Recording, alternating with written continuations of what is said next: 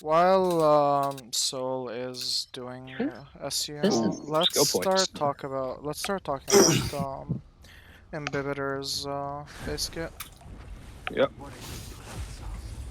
Everyone's already familiar with his gimmick, which is similar to Qingque in the sense that he sacrifices skill points to empower or enhance his basic attack. And he has 3 forms of enhanced basic attacks. He's got Transcendence, which is the first one. He's got Divine Spear, the second one, and he's got Fulgurant Leap, which is the third one and the big one. That's his. That's what you'll be seeing for most of the damage showcases. It's the one where he does the very straight people upwards flick. I mean, what you're looking at is him going from 2 hits to 3 to 5, and then finally to 7, with it becoming AOE for the last 2. So it's like, yeah, you wanna empower him. I think there's like that's the 2 you're gonna like look at really like 2 ways to play him, right? You're gonna either look at spamming, building a team so you can spam the triple enhanced, or doing an alternative where you're doing triple, probably 2, like 3 and 2. Yeah. Is what I've seen can work to break SP neutral. Yeah. I've seen, I mean, it depends on how you build him, because he does have options to be built as a slow DPS, so attack boots rather than speed boots, to let you manage his SP usage a little bit better. In fact, I think that's what you're going to be doing on most of his teams. There are a few teams that are going to be able to keep up unless you're doing the alternative. And that's where kind of the limitations of him like fall. He needs a lot of SP really to get going. Yeah. That being said, he does also have a mechanic in his kit to help alleviate that, which is going to influence some of his team choices. On his ultimate, whenever you use it, you are given something called a Squama Sacrosancta. And a Sacrosancta is basically the equivalent of a skill point. It's a stack that you can use instead of a skill point to enhance his basic attack. So if you have 2 Squama Sacrosancta, that's the equivalent of 2 skill points. And that means there's a lot of importance in using his ultimate, which is why someone like Tingyun is pretty good with him. Because she gives him 50 to 60 flat energy, which just speeds up how often you can ult with him. The other thing is, depending on what you're playing, like Reens was talking about, if you're running either fast or slow, your supports will also have to match. Some teams will let you ult more frequently than others, and that will influence your SP economy. You have to think about what you're doing with him and how you want to be doing it. He's not very like AFK gameplay friendly. You can't just like random bullshit go your way to victory as easily as you would with other characters.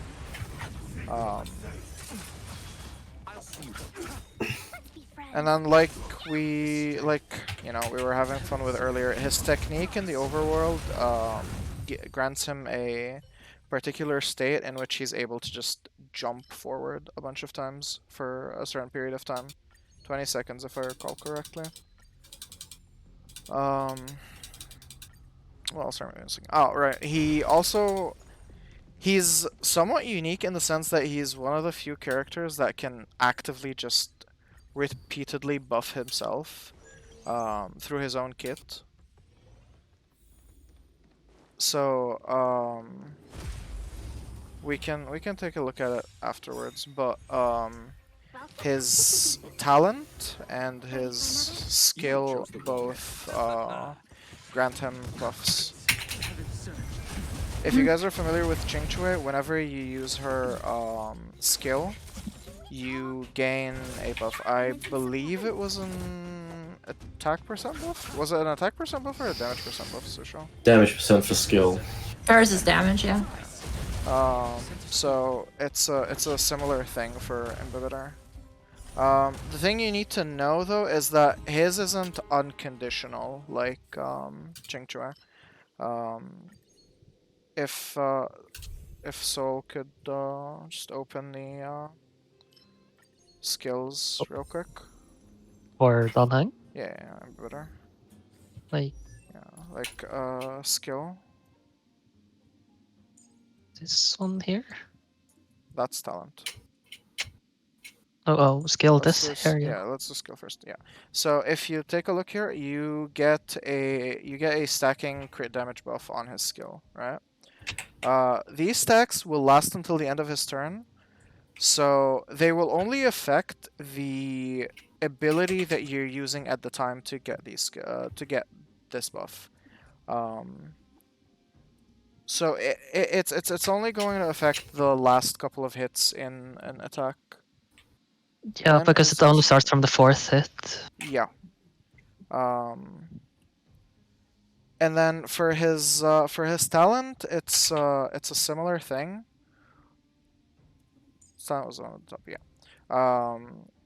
So it's also similar to his skill in the sense that it will only buff certain or consecutive hits rather than the entire attack. It's if you're familiar with the term, it's a dynamic buff basically. It's this game's equivalent of a dynamic buff. Hmm.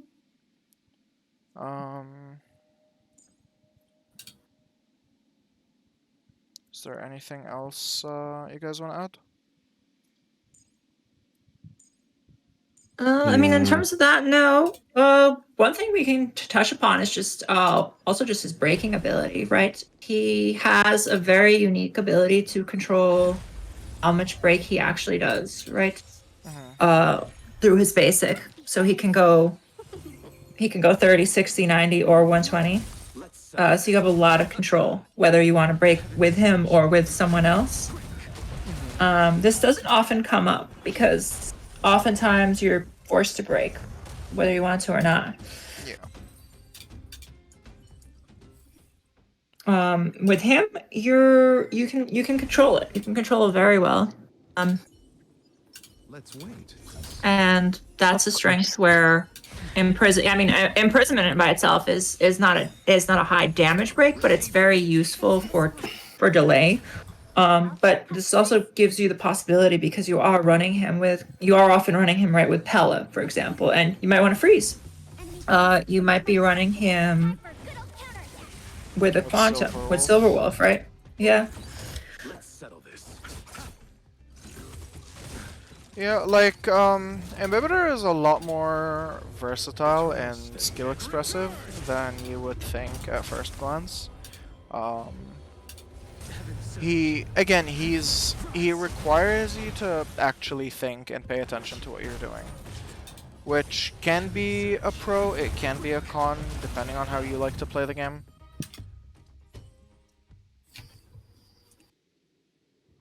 For his Ascension traces, the first one, the A2, gives a 15 energy boost at the start of the battle, similar to like Make the World Clamor, their addition light cone. It'll only be one time for throughout the battle, and it's not affected by like waves, as far as we can tell. His A4 is plus 35% crowd control chance, chance to resist crowd control. It's basically half of what Luocha has in his trace. It's good, but on its own, it's not enough to just make him be able to tank CC, right? And then his A6 is the big one. It gives him 24% crit damage against when dealing with enemies that have imaginary weakness, which is another factor to consider when looking for supports, right? Because if you run him with Silver Wolf and you can essentially just guarantee that everyone you're going against is going to have imaginary weakness, that's a free 24% crit damage that you're getting, which is pretty big. Especially when you pair it with the crit damage that he already has in his skill. And if you're running Wastelander, that's another 20%. So if you guys are noticing, like, he's pretty stacked on crit damage by default, by nature. Yep. We're in trouble now. Mhm. Enemy targets enemy data secure. Net markers activated. Time for good old I don't think we missed anything for the kit. Feel free to correct me if I'm wrong. Receive divinity. I think we covered. I'll see you off. No, don't think so. No, unless we want to run into the Eidolons, but I think that's going to be a little later in the discussion. I mean, we can talk about Eidolons now since we covered the base kit. Yeah, why not? We can pretty much jump into those because I know a lot of people will be looking at like E1, for example, E1, E2 versus his weapon versus and so on. I think for him, it's safe to say that you'd want his weapon first. You'd want his weapon before E1, but if you're going further, it is worth it to grab E2. You can run E2 and Aeon. It's not bad. enemy data net markers activated.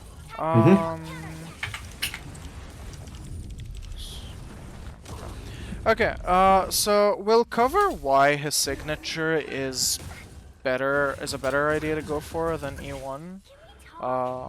But we'll do that in a minute when we talk about his light cones. So for his E1, increase the stackable Righteous Heart count by 4 and gains 1 extra stack of Righteous Heart for each hit during an attack. This is what we were talking about earlier with his talent, Righteous Heart. After each hit dealt during an attack, Danheng Imbibitor Lunae gains 1 stack of Righteous Heart, increasing his damage by X amount. This effect can stack up to 6 times, lasting until the end of his turn. So what this means is that whenever you cast an enhanced basic attack or an attack in general, right? The very first hit is not going to be buffed. The next hit will gain 1 stack of Righteous Heart and it will gain X amount of damage. The following will gain 2 stacks and then this will be doubled, so on and so forth. What his E1 does is that it immediately it gives you 1 extra stack. So instead of the first hit having 1 stack, it'll have 2. It's not quite doubled. So like if we're looking at his like 7-hit attack, right? If we're talking about in a single target scenario, you could consider he'll gain up to 6 stacks. And on his first hit, he has no stacks. Like second hit, he has 1 stack. I'm not saying that your overall stacks are being doubled. I'm just saying like the first one will go from 1 to 2, so it's doubled. Right, but realistically, you're never looking at the full benefit of it until your last hit, which will receive the full 10% if you're doing that times 6, so 60%. Yeah. And it will also depend on Eidolon... which empowered basic attacks are. It'll depend on which enhanced basic attack you use because each one has different hit counts. Right, because it is per hit. So in AoE situations, you can stack it up faster. With the blast attacks, anyway. Yeah. So it's just it's a lot of value. Definitely not something that you should be sleeping on. His E2 is fairly simple to understand. Well, it's not as that's the thing. You say it's a lot of value, but it's actually not. It's not as big as you would think it is.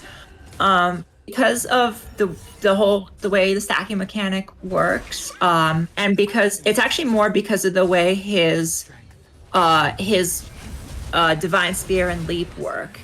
It's that he doesn't start dealing the AoE damage until his 4th hit onward. So the first 3 attacks of that will only ever give you either 3 stacks without it or 6 stacks with it. So it's still very much ramping. In an ideal case, you hit 3 targets, and you then go the 5th, 6th, and 7th hits will all get 10 stat. Until that point, you're essentially gaining no value. You're only gaining the value on those very last hits.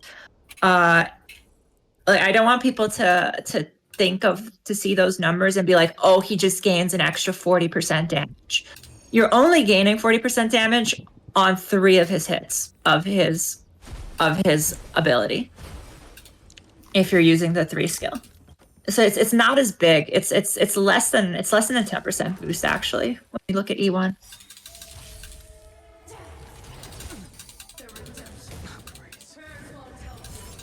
We're in trouble now. E2 is a much bigger boost comparatively. Yeah, E2 So, E2 can change the way you play him a lot actually. So we can just jump into that. I mean, that one is after he ults, he gets advanced forward. And he gets 1 extra stack, so he'll now have he'll get 3 stacks total of his stack, Squamous, Sacrosancta. Yep. What this means essentially is he's now has a turn reset. He works like Sushou does. Only like the primary hit gives him talent stacks. So it doesn't matter how many enemies you hit. Say it again, Soul. You were kinda quiet there. Sorry? No, like only the primary target hit gives him talent stacks. So hitting more doesn't give him more stacks. oof. Oof, that might make the calcs even worse. I think That's rough. Yeah, I think the calcs were done assuming because then you wouldn't actually get full stacks until your last 2 hits. So his E1 value might be even less than what we calced originally. Oh yeah. If that's the case. I didn't think that was something I needed to specify, but yeah. It's good to know. Yeah. Okay. That's just even more reason to go for S1 rather than E1. Yep. I mean, if you're going E2 is the stopping point because his E2 is the biggest the biggest change, and in terms of both, it opens up a lot of playstyles with him. And now that he has that, one option is a very SP positive team. If you can afford that, he essentially. Don't consider this as you get a free 3 stack. You don't get a free 3 stack with this. You're essentially getting 1 free SP from using this, but you're getting an extra turn if you're timing this immediately after your turn. So this is making him more SP hungry. If you're doing the all-in kind of 3 SP attack every time play style, it's essentially a -2 to his total SP. There are a few teams that can manage this. Not all the time, but in between turns. Tingyan team being one of them, actually. The Tingyan, Pella, like Locha. If you have a very high speed team, I believe in this case you specifically need to run him with attack boots, and you want to run both both Tingyan and Locha with at least 147 attack, and they'll be able to basically break even. You can cheat this a little bit with multiplication on Locha, I know that, so it's not as bad as it sounds.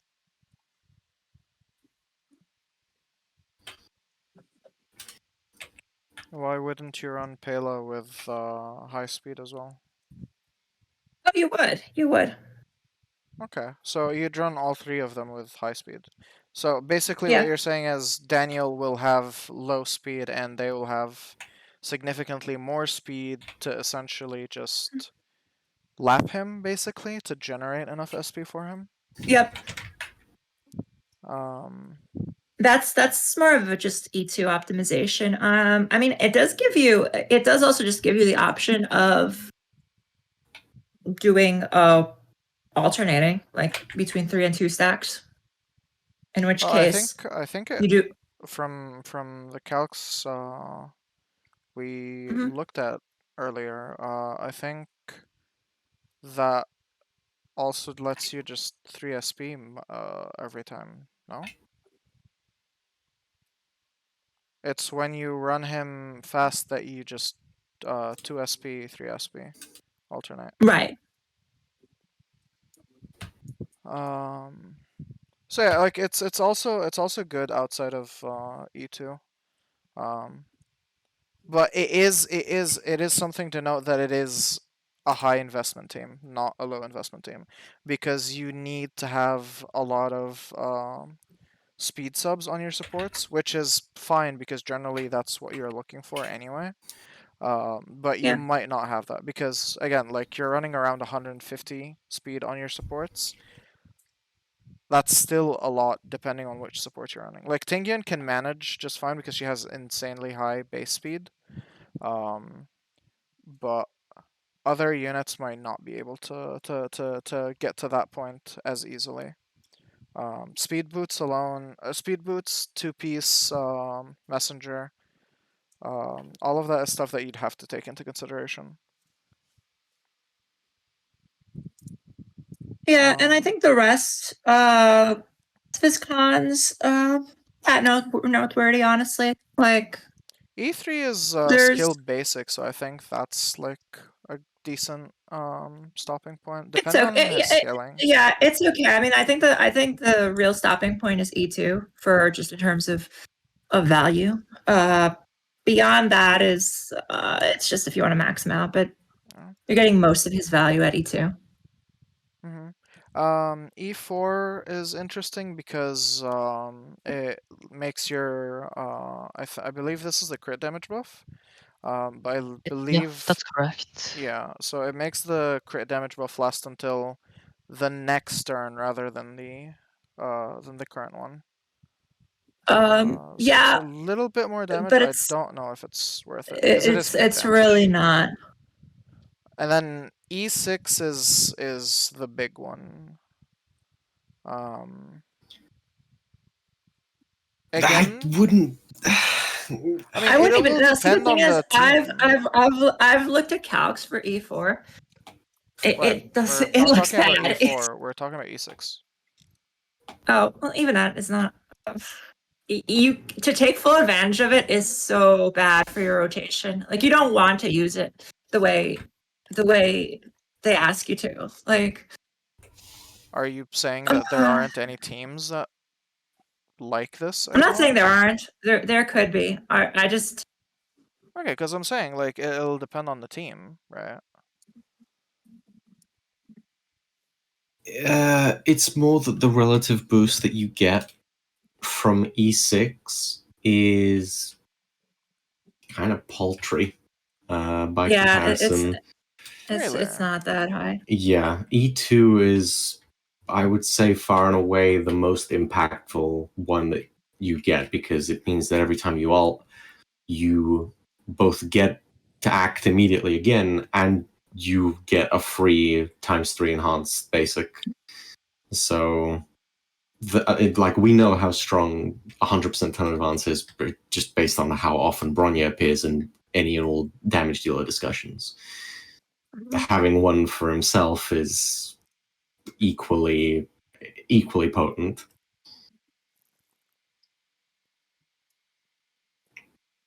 So while E6 is definitely noticeable, I mean it's not insignificant by any means. It's still, you know, a huge amount of extra damage that you could be doing. It's not going to be as huge of a jump as E2 would be. Yeah. And I think it's a little downplayed because of honestly how bad E4 and E5 are. You get almost nothing from those two cons. Yeah. I like from just me, I would say this calls back to what Sin said earlier, which is that Imbibitor Lunae is already so overkill in pretty much every scenario imaginable that in a very realistic like way, you may not get to actually utilize E6 because the enemy will be dead long before you ever get to see the impact it has. And I Yeah, can't 60% see res any way. is it's it's going to be overkill on most enemies. It's going to be a damage per screenshot moment, pretty much. I'd probably even say, like, if you are a spender and you're wondering about like which Eidolon is best to like aim for or stop at, I would say E2 is probably the absolute most that you will realistically ever get any use out of. Because E4, like as mentioned previously, is it's kind of a meme, and E6 is just like the damage cap doesn't go that high.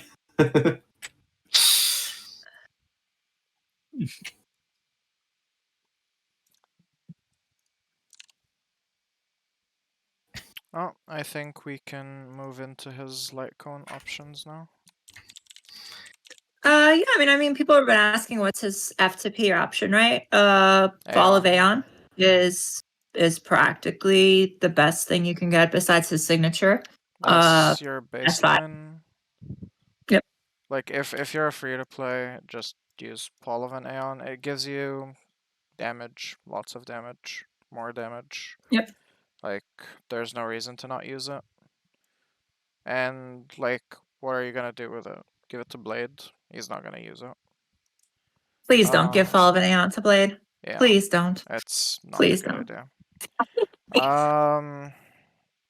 If for whatever reason you can't give Fall of an Aeon, or you don't have it yet, or I don't know, something happened to it, then you can probably make do with Collapsing Sky, but you really should just use Fall of an Aeon.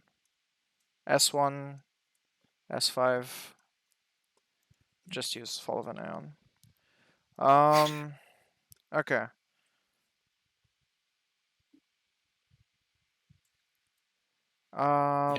Brighter than the sun.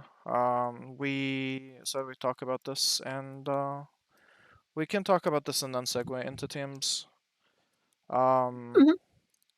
So just right off the bat, 18% crit rate, beautiful. Offsets, or well, I don't know if offset is the right word, but it makes balancing his crit ratios easier because again, he has a lot of built-in crit damage. And he likes Arena for obvious reasons. Arena has a very high crit rate requirement, so this very much helps. Gives you attack, always good, 2 stacks on Dragon's Call.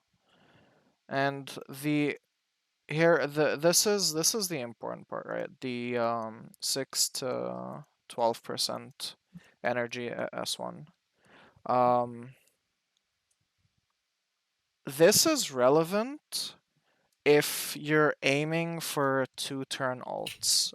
If you want to go for 2-turn ults, which is his high speed variation, where you give him speed boots. If you want to go for 2-turn ults, you're gonna need either signature or E6 on your Tingyun. Tingyun herself is needed for the team, regardless of whether E6 or signature. But you will need either E6 or S1. And both variations have their pros and cons that we'll get into later, but this is something to keep in mind. For 3-turn ults, it only changes anything if you're like using 9 skill points for that, or effectively.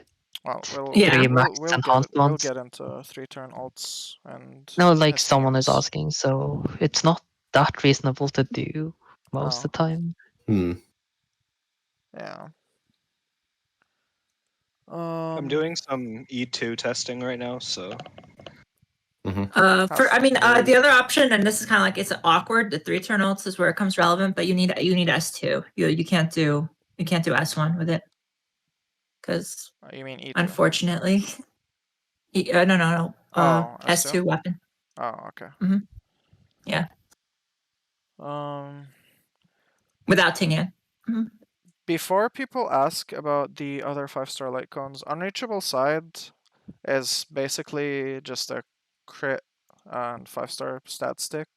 You don't have a way to reliably reduce your HP, so you can't really guarantee that you'll have the damage increase. If you have it and for some reason you don't have Blade, you could give it to Imbibitor. Again, like it's still a 5-star stat stick. And realistically, because he is a destruction unit, you're probably going to get hit at some point, which is 24% damage. And then for something irreplaceable, Clara's Light Cone, again, same thing. You can't really guarantee that you're going to get hit. So the HP restoration the damage buff are not really reliable, but you will still be getting a lot of attack from it. So those are stat sticks that you can take a look at. But Fall of an Aeon is just easier to maintain than something irreplaceable. So It probably also just should that. just be better. Yeah, Mhm. yeah, because you can S5 it a lot easily, a Yeah. lot more easily. So yeah. Wolf Walk Time, don't do it. It's not worth it. Under the Blue Sky is a good option, but If you have it and you have like refines on it and stuff, yeah, it's even at it S1 it superimposes. should be alright. Like Yeah, it's even at okay. S1. But again, like Fall of an Aeon exists, so realistically, just use Right. that one. Yeah, at I'm just S5, thinking there's a lot of maybe you can make an people. argument for There's it. a lot of people who probably don't have on the fall. Like I don't have on Fall of Neon because I got textures, right? Yeah. And the Mhm. hunt one, so I Yeah, think but I like mean, at that point, like you could oh, probably just again, run Collapse all of Sky. these options are kind of somewhat close to each other, so like I wouldn't stress too much about it. If you have any of the decent options for him, it's a good enough weapon. Don't run Nowhere to Run. It's not good. We have an entire guide explaining why this is not good. Just don't. Don't buy the BP and get this specifically for him. Yeah. If you want to get this for the art or whatever, that's your call, but don't get it thinking that it's going to be a good option for him. That's just it's really not worth it. Secret Vow, again, like you don't have a way to reliably control your HP, so you're getting 20 to 40% damage on it. Yeah. Which S5 isn't it should still be fine, but yeah, like under you're that, still yeah. getting a bunch of damage, which is nice, right? But like you probably get more value out of just running Fall of an Aeon. No, you definitely do, yeah. So Mhm. Moles Welcome You makes it a little bit awkward because you can only get stacks from basic or ultimate, since you don't really have a skill for as far as this light cone is concerned. And again, like it's just an attack stick. It's not something you should worry too much about running.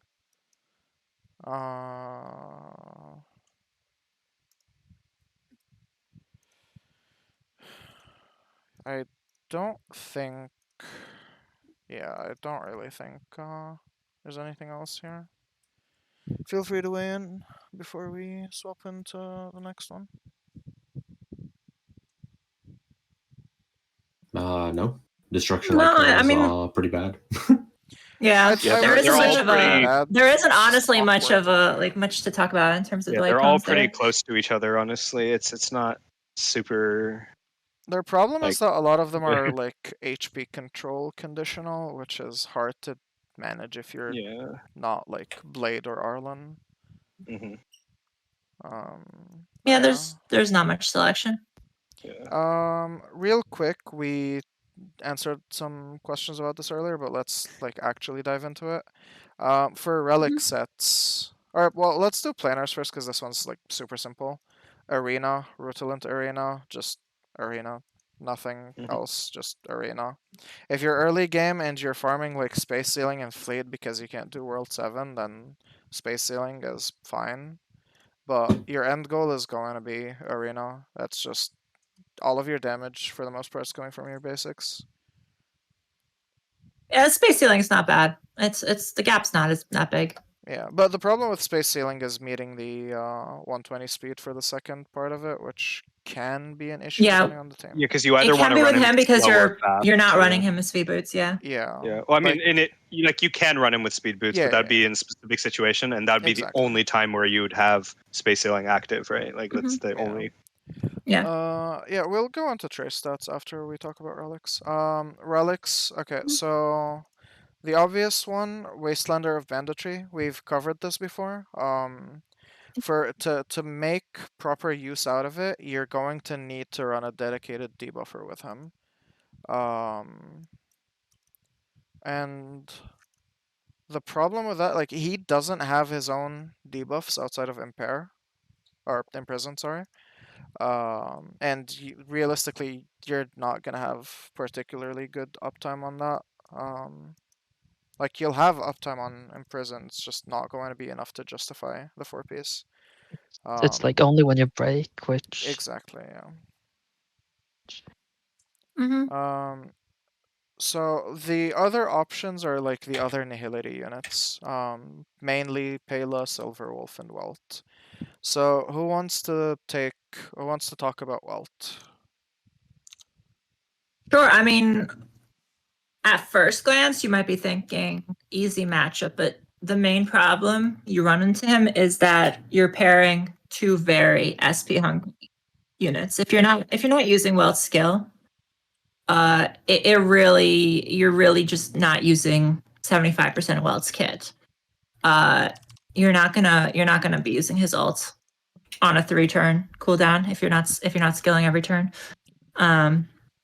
You're not gonna be reliably putting his slow up. You're not gonna be imprisoning, and you basically lose all his value. And you might as well not use Welt at that point. Yeah, like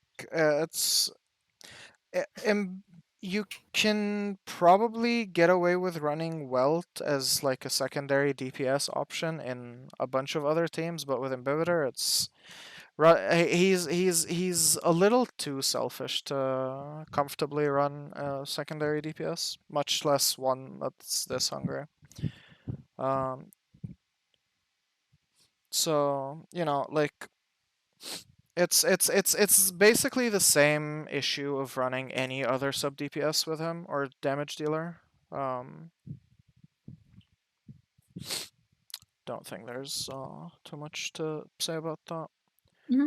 Okay. Sushou, do you wanna talk about Silverwolf? Yeah, Silverwolf, I think she's good with him for the same reasons for the same offensive reasons as Pela is. The defense reduction is huge. The general, stat debuffs that she has in her kit are very useful. Being able to implant a weakness into anyone to make the imaginary better is also really good. However, it's, I would say, a little worse than Pela in this example, because it depends. It very much depends. With Silverwolf, you can permanently keep the benefit of Wastelander up because she exists and debuffs the enemies, basically, which is very useful for that. The opportunity cost of that is that, unlike with Pela, you are encouraged to use Silverwolf's skill at least every so often. And that means that she's not, as SP positive as Pela is, because Pela can just be built full speed, basic attack only, no issues, and you can do a great deal to sustain Imbibitor Lunae with Pela. Whereas with Silverwolf, if, let's say, you're fighting an enemy that doesn't have an imaginary weakness by default, and it's time to refresh the imaginary weakness, but doing so would take away a ×3 enhancement from Imbibitor Lunae, it ends up being like very awkward to try and fit that in. The other thing, of course, is that Silver Wolf is entirely single target, whereas Imbibitor Lunae has very non-negligible blast, blast AoE in his kit. 180% to adjacent targets at max trace level with his times 3 enhancement is a very, very big deal, especially if they're all weak to imaginary. And Pela being able to defense shred everybody, every enemy, instead of just one, is something that could potentially end up being better than what Silverwolf would offer with her slightly stronger debuffs. So I can add on too about Silverwolf because I just did some testing with both E0 and E2. Mhm. At E0, you cannot run Silverwolf if you don't have Locha. So that it's not possible. I tried. So I was just running E0, Imbibitor, Tingyun, Silverwolf, and then I was switching out the healer to try to see how the rotation works. With Locha, it works. It just gets a little finicky here and there, especially because of turn ordering, and especially within that first turn, if you use Silverwolf's skill, depending on the ordering, and you also use Tingyun's skill, you're missing. Regardless of if Locha is wearing the passerby set that gives him an extra SP, you're not able to do the 3 SP thing unless you are using the Tingyun double technique thing. But with Natasha or Bailu, you just straight up don't have the SP because you have to use Bailu and Natasha's skill here and there, and it just doesn't work. Like the second you use a skill point to heal or defend or do anything, you completely mess up your like rotation, and then you just end up it just becomes impossible. At E2, it does become a little easier just because E2 obviously gives him that extra SP basically when he ults, when Imbibitor ults, so it becomes a little more forgiving. And like you guys mentioned earlier, you can use the advance forward to just basic attack. You can treat that as like free SP technically. His E2 is actually a lot more finicky but also useful than I thought. I was just doing some random testing because you can use it to slot him in after any action. So if it's a person's turn and then you queue in Imbibitor's ult with E2, he will then be queued directly after the person whose turn it was. So you can use it to put him exactly where you want him to be. So for example, if his turn order is a little messed up, you can use E2 to basically completely correct it. So it's interesting in that sense, but it is also interesting to note that if you don't cue it perfectly in time to interrupt in between turns, he will end up after the next turn, if that makes sense. So there's a timing element to his E2 where if you mess up the timing, you can actually sometimes mess up where he gets advanced behind, if that makes sense. Yeah. But in regards to Silverwolf, I would only really use her if you have Locha. If you don't have Locha, I would just Pela is already very good and doesn't use SP, so I would just use Pela. Yeah.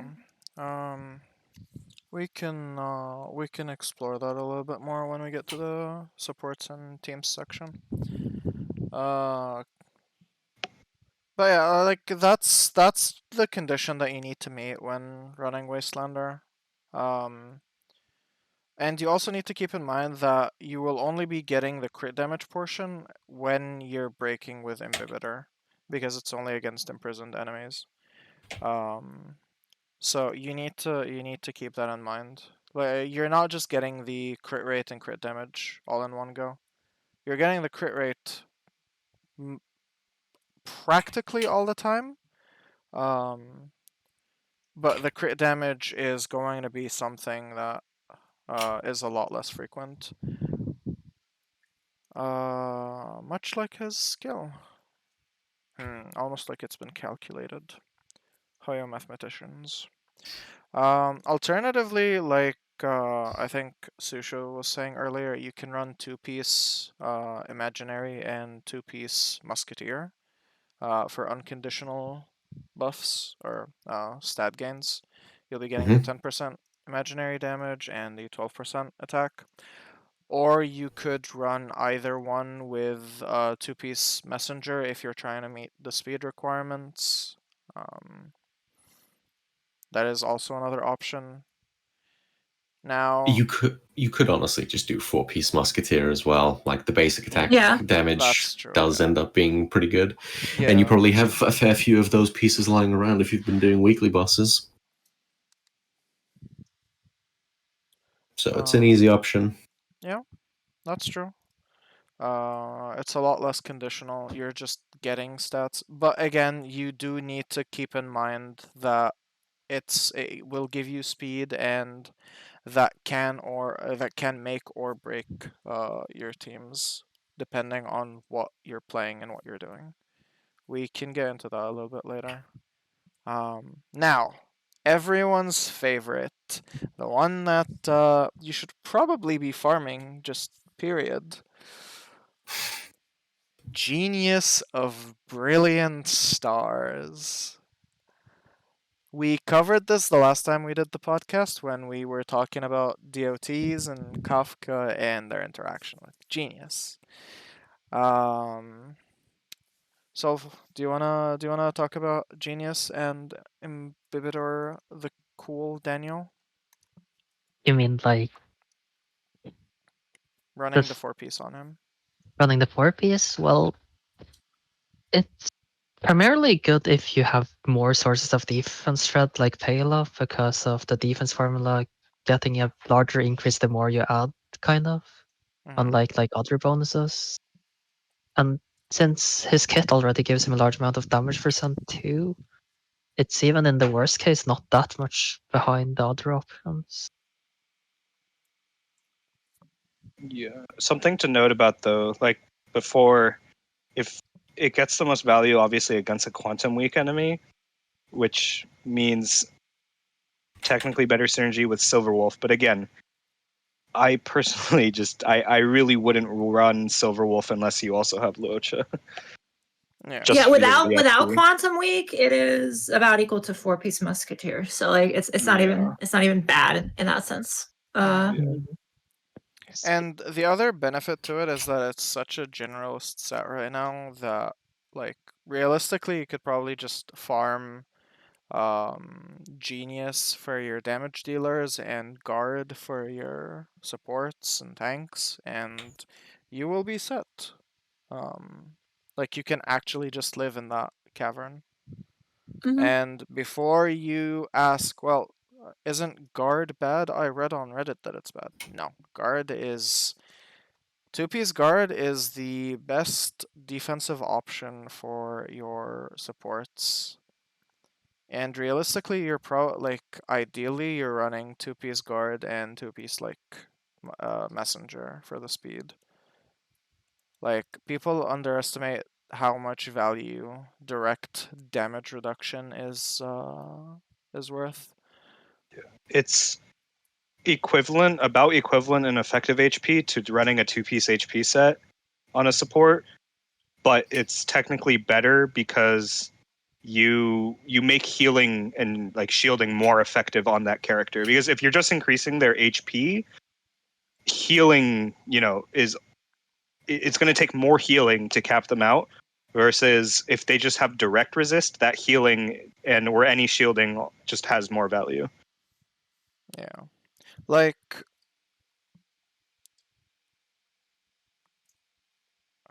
my mind just blanked out for a second. Yeah, it'd be like that.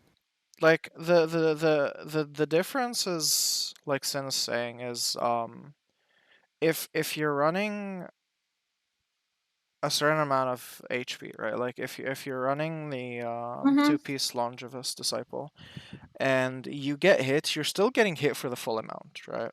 So you're only just making yourself a little beefier, but you're still taking the full damage, right? On the other hand, if you're running Guard, you are reducing the amount of damage that you take, which just synergizes a lot more with shielders in particular, because technically the shield is getting to tank more. unlike with HP. And you can think of it the same way for healing. But yeah, TLDR, Quantum, Guard, Cavern, very good. Go live there. I don't think there are any other options that we can talk about. There aren't really Longevous any is other just good options. again, like he might be a destruction, but he can't control his own HP. He can't reduce it on command, so you're not getting a lot of benefit. Good, like if you have a spare set lying around and you're dealing with stuff that you know is like very AoE heavy, you could probably put it on him, but you could also just not do that. It's generally not worth because like either you're getting too much crit rate, or not too much, but like over investing into it because you need to hit 70% anyways to activate Root Band. Right. But if you then try to rely on the Longevous 4-piece bonus to get you that, that's not consistent enough to be worth it either. So it's like you really shouldn't be using that.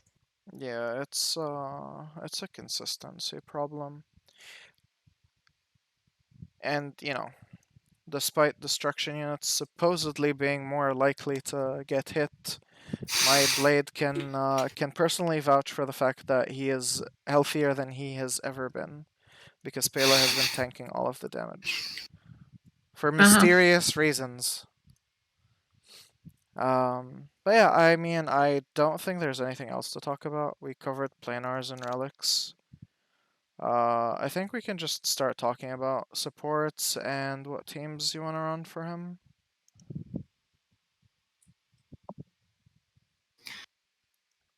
Well, I mean, I think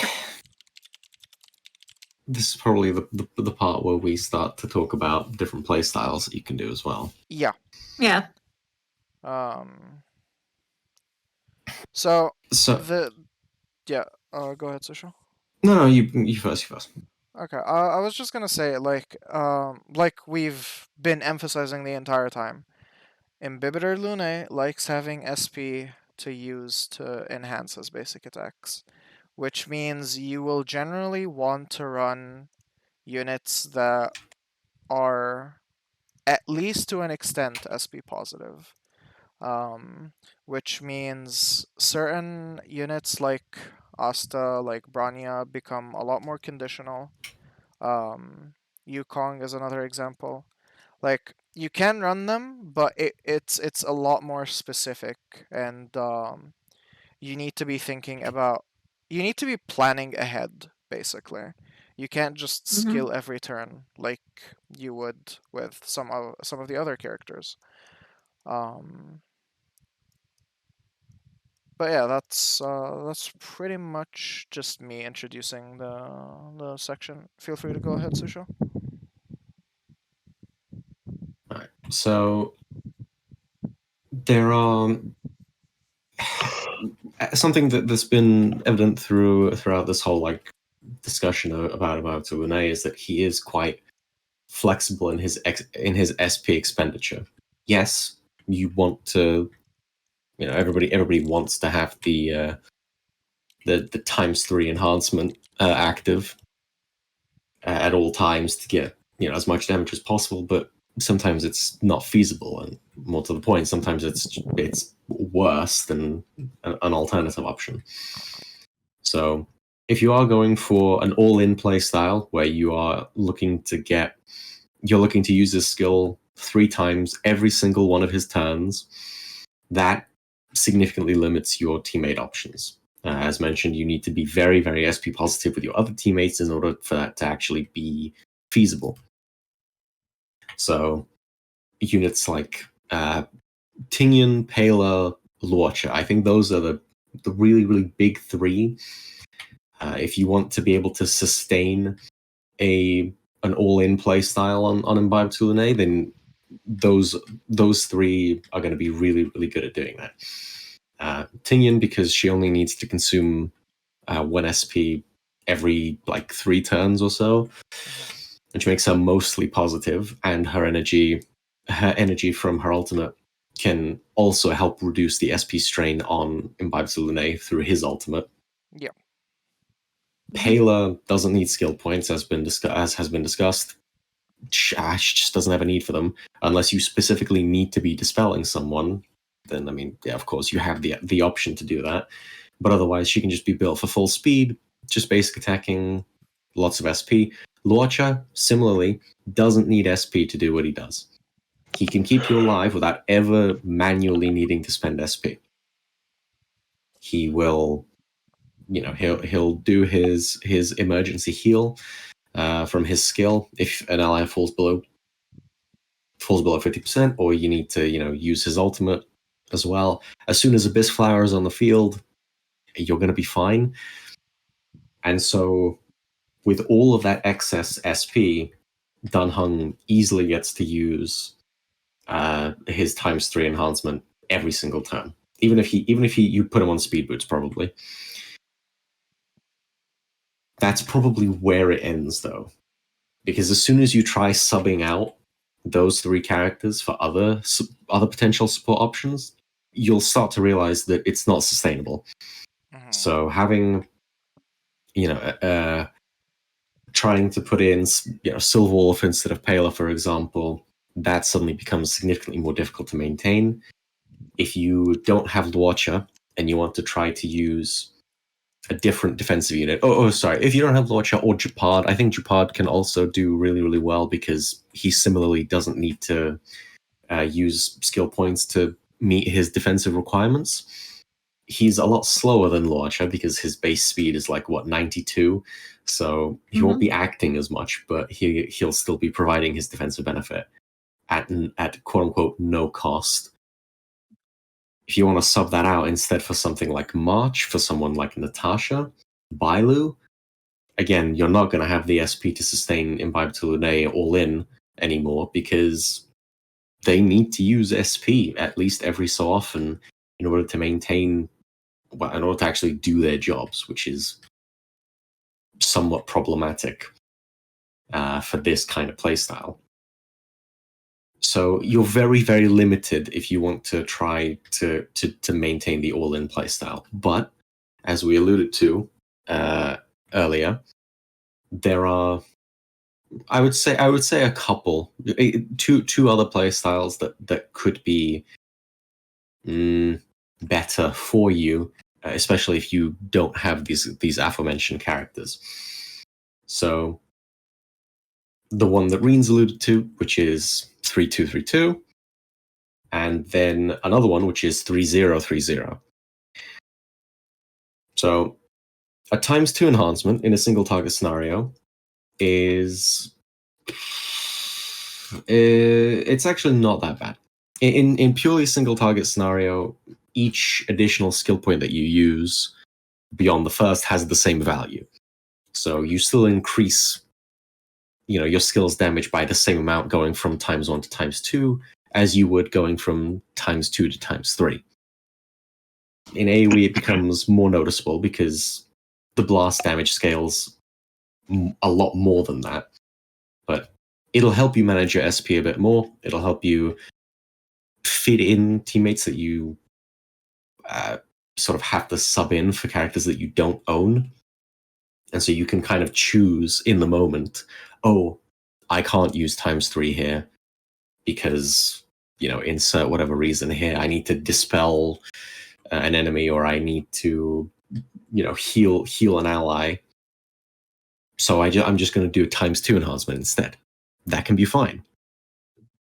If you do 3030, then it's basically exactly as it sounds. You do a ×3 enhancement on one turn, and then on the next turn, you recover 1 SP by just doing a basic attack. This allows you far more freedom in which characters you actually choose to pair with Danheng. Even to the point of that's where you're looking at teams with actual sub DPSs too, because you can afford to you can afford for everyone to. You don't need everyone to be SP positive, then you can afford an SP neutral unit when you do that, right? Yeah, exactly. So you have a lot more flexibility just within the team itself. So if you have, for example, like you're against multiple enemies and maybe they don't share an imaginary weakness, maybe just one of them has it. Well, you can have a second damage dealer that is tailored for the one that isn't weak to imaginary, without sacrificing Imbibitor Lunae's damage by a colossal amount. Even if you do the 3030, you might be thinking, oh, but that's a whole extra turn that I'm not using the big hit. Yeah, true, but it's more sustainable, and because of your teammate options being far more open, you can actually make up a lot more of the damage than you would assume you'd be able to. Especially because it allows you to use Bronya. Shock horror. Because you're not consuming as much SP, you can actually use Bronya to give the colossal damage bonus from her skill, as well as the attack and crit damage bonuses from her ultimate, and use them more strategically, use them more tactically to actually improve the next big hit that Imbibitor Lunae is going to be doing. And hey, look at that, you've regained a large portion of the damage that you would have been missing.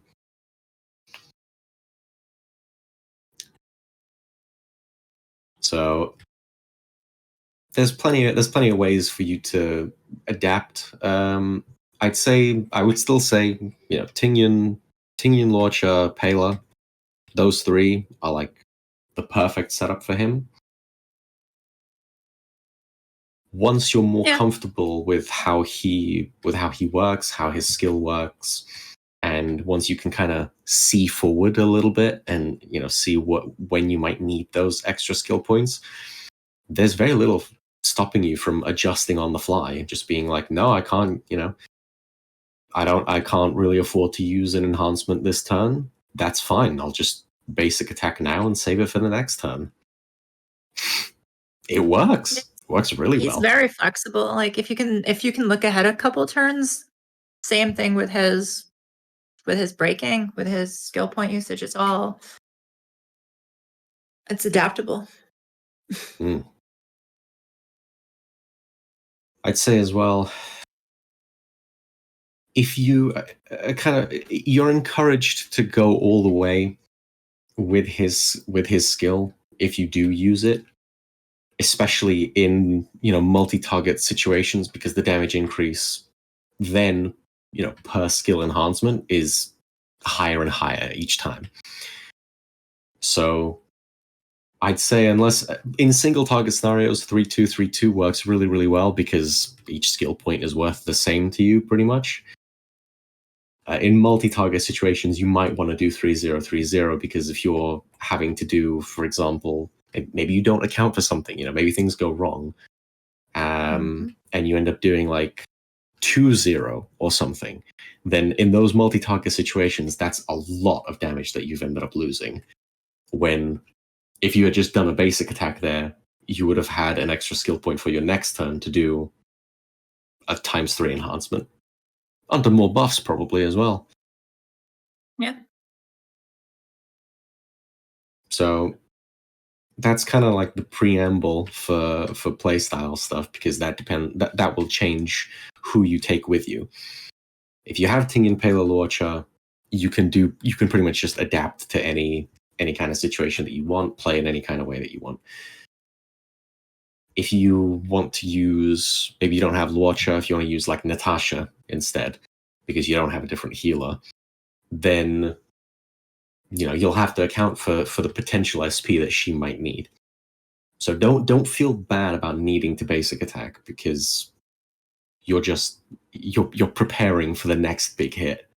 Think of it as like, yeah, we didn't really talk about the pairing too much, but I think with the alternating playstyle, one thing is there are characters which can take advantage of this very well, like Yukong, for example, where skipping that turn will line up very well with Yukong's own buff pattern, right?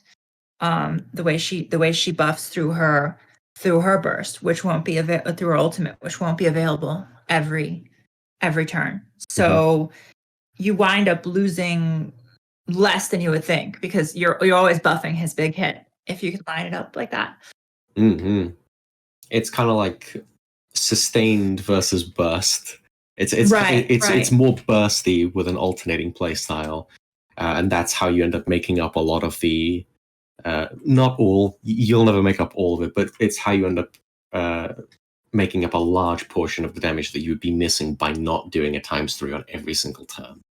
So, yeah, the flexibility makes it a lot better. And even if you do just do an alternating playstyle, even if you do the absolute bare bones one of 3-0, 3-0, it's still very, very competitive with like the other top damage dealers. So by no means is it weakening him or anything to that effect. He is as strong as he is.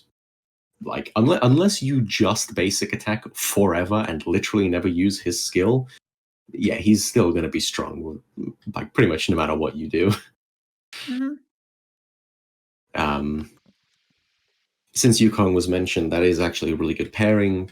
Once you have the kind of thing with the alternating playstyle down, once you know how to set up for your next big hits, you have these kind of ebbs and flows. Yukong has a lot of what Danheng wants, especially. I mean, her A4 trace is she just gives everybody 12%, increased imaginary damage for existing. That's really good. And like Reens mentioned, the skill, because you're going to be wanting to basic and skill with Yukong anyway, to take advantage of her talent. You can build her to actually deal a fair amount of damage as well. You can utilize the extra SP that you are going to have from doing this kind of rotation, and then transfer all of those benefits onto Imbibitor Lunae as well, with the attack percent, with the crit rate and the crit damage. And since Imbibitor Lunae already has so much crit damage of his own, you'll see some ridiculous numbers. Like Yukong is probably going to be the one when it comes to like maximum damage per screenshot. So, but I will say, because Imbibitor Lunae is already difficult on his own to play, and Yukong is also very difficult on her own to play, playing them together is one hell of a headache. Oh yeah, you're gonna have to. You're always gonna have to be playing the. I need to map out the next 3 turns, or else you'll break your rotation very quickly. Yeah, especially because Although Yukong's existence alone demands that you learn how to speed tune her specifically for what you're dealing with. Like that's something. Like with other units, you can just like dump egregious amounts of skill of speed on them and just call it a day for the most part. But with Yukong, it's a bit more like exact. Like you need to have a certain amount of speed relative to your units themselves. Yeah. I mean, I can just say one more thing about Yukong, and then I will go to bed because it is late. But if you do have her E6, it becomes considerably easier to use her, just because the only thing you need to worry about is then just getting her speed to be before, like within 2 turns of, when Danil is going to be for her skill. But for her ult, you can basically just use it right before Imbibitor is going to go, and it's guaranteed to give both the attack and the crit buff to Danil. So that's like a useful thing right there. But again, I don't imagine too many people have E6 Yukong. Although another interesting thing is if you do have E2 Imbibitor, you can do kind of the ultimate screw speed tuning like rotation. Insert him where he needs to go, right? You insert Yukong, like you use Yukong ult, and then you just insert done like Imbibitor right after. I mean, one nice using thing with E2, actually, you speaking of these 2 combo, one nice thing of E2 Imbibitor is that he can basically take both of Yukong's stacks for himself with proper speed tuning. Yeah. You have her doing her skill ult, then into him, then he ults and then goes again, which really, really abuses her buffs. Yeah, It is difficult to set up though because it requires you to hold his ult or have his ult already on the turn that's getting buffed.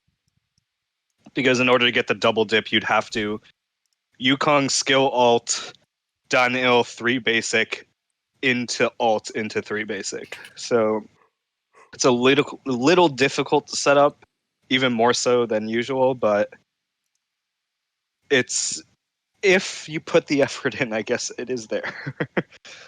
Yeah, that's probably how I would describe Yukong. Like, by no means do you need E6 for her to work, but it does lessen the mental burden of actually having to play her. Yeah. She is the high effort, high output choice. Bronya is also like for people who've been playing Star Rail for like any amount of time, pretty much know that no discussion about damage dealers is possible without Bronya. Of course. Bronya has to be mentioned. She has to be mentioned because her skill is just turbo. Her skill is turbo.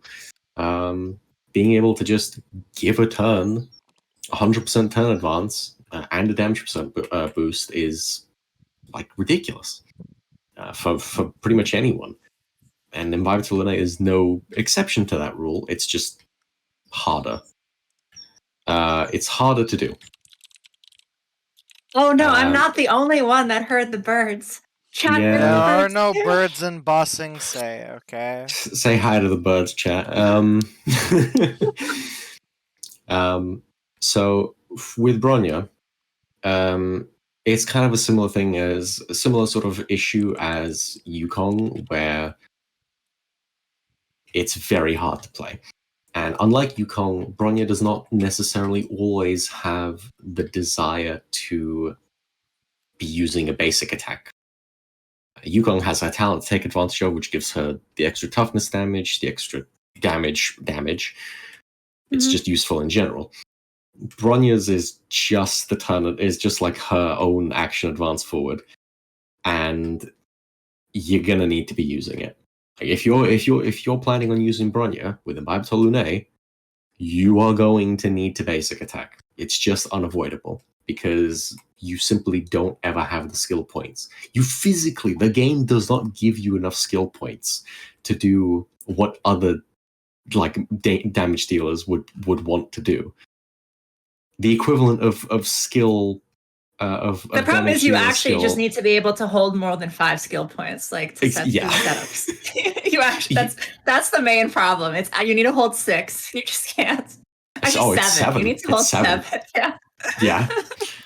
So for Bronya, the optimal thing, like let's say that you're using Seele with Bronya, right? Seele skills, Bronya immediately skills on Seele, she gets to go again, right? Because Imbibitor Lunae's equivalent costs 3 skill points, it's 3 skill points into 1 skill point into 3 skill points, which is, again, 7 skill points. Not possible, except with his ultimate. However, you would still need all of your team's SP reserves, all 5 skill points, in order to actually pull that off. And I'm just going to go out and say, it's just kind of not worth it. But it lends itself very well to Bronya lends itself very well to an alternating playstyle for Imbibitor Lunae, because when he's basic attacking, so is she. And then as soon as you have enough skill points to actually, do Bronya's skill into Imbibitor Lunae's skill, which is again a very steep cost. You need to be at 4 SP in order to actually do that. But it's big. It's very, very big. So similar sort of thing as Yukong, high effort, very high output. If you're like peak galaxy brain, peak cosmic intellect, right? You could. I'm not saying you should, but you could do both Bronya and Yukong together and just turbocharge every other Imbibitor Lunae turn and just watch the fireworks happen. In fact, that's probably how the damage per screenshot things are going to happen. It's going to be Bronya and Yukong together for just that 1 giga hit. it's not sustainable in any actual, like, it's not sustainable in reality, so don't actually do it, but it is a fun thing that you could do. Asta is also much easier to play on an alternating, but is usable in either case. It's just you want her to have her speed boost. If you still need everyone else to be faster than Imbibitor Lunae if you're going to be using Asta, because being too fast is a very real issue for Imbibitor Lunae, regardless of what playstyle you choose to like use him with. If you're too fast, you're not gonna have fun.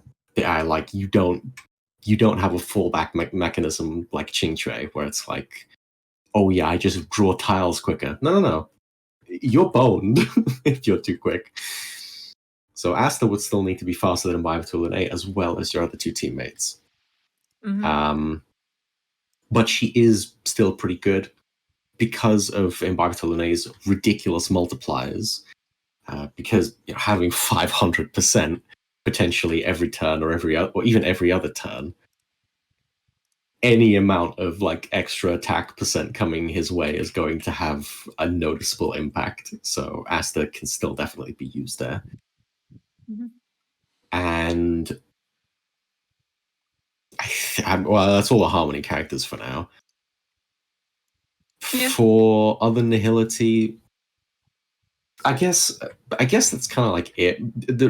Your other choices end up being like, okay, just slap whoever in, right? Like, oh, second damage dealer, someone that doesn't necessarily need skill points or uses them semi-infrequently. Arlen.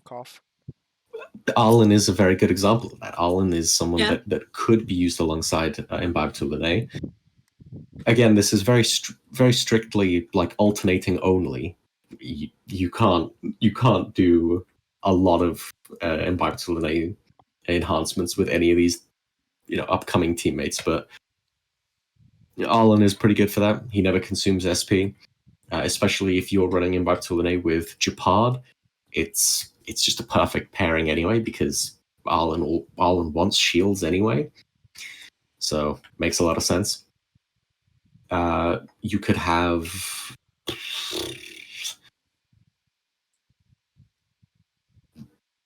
no, yeah, it's probably actually maybe at most Saval as well, maybe, but like it kind of gets very sketchy from that point onwards. For the memes, you could do Qingque as well, but like It is it's sketchy. Yeah, don't. Hear me out, okay? E6 Qingque, that's just slower than everyone.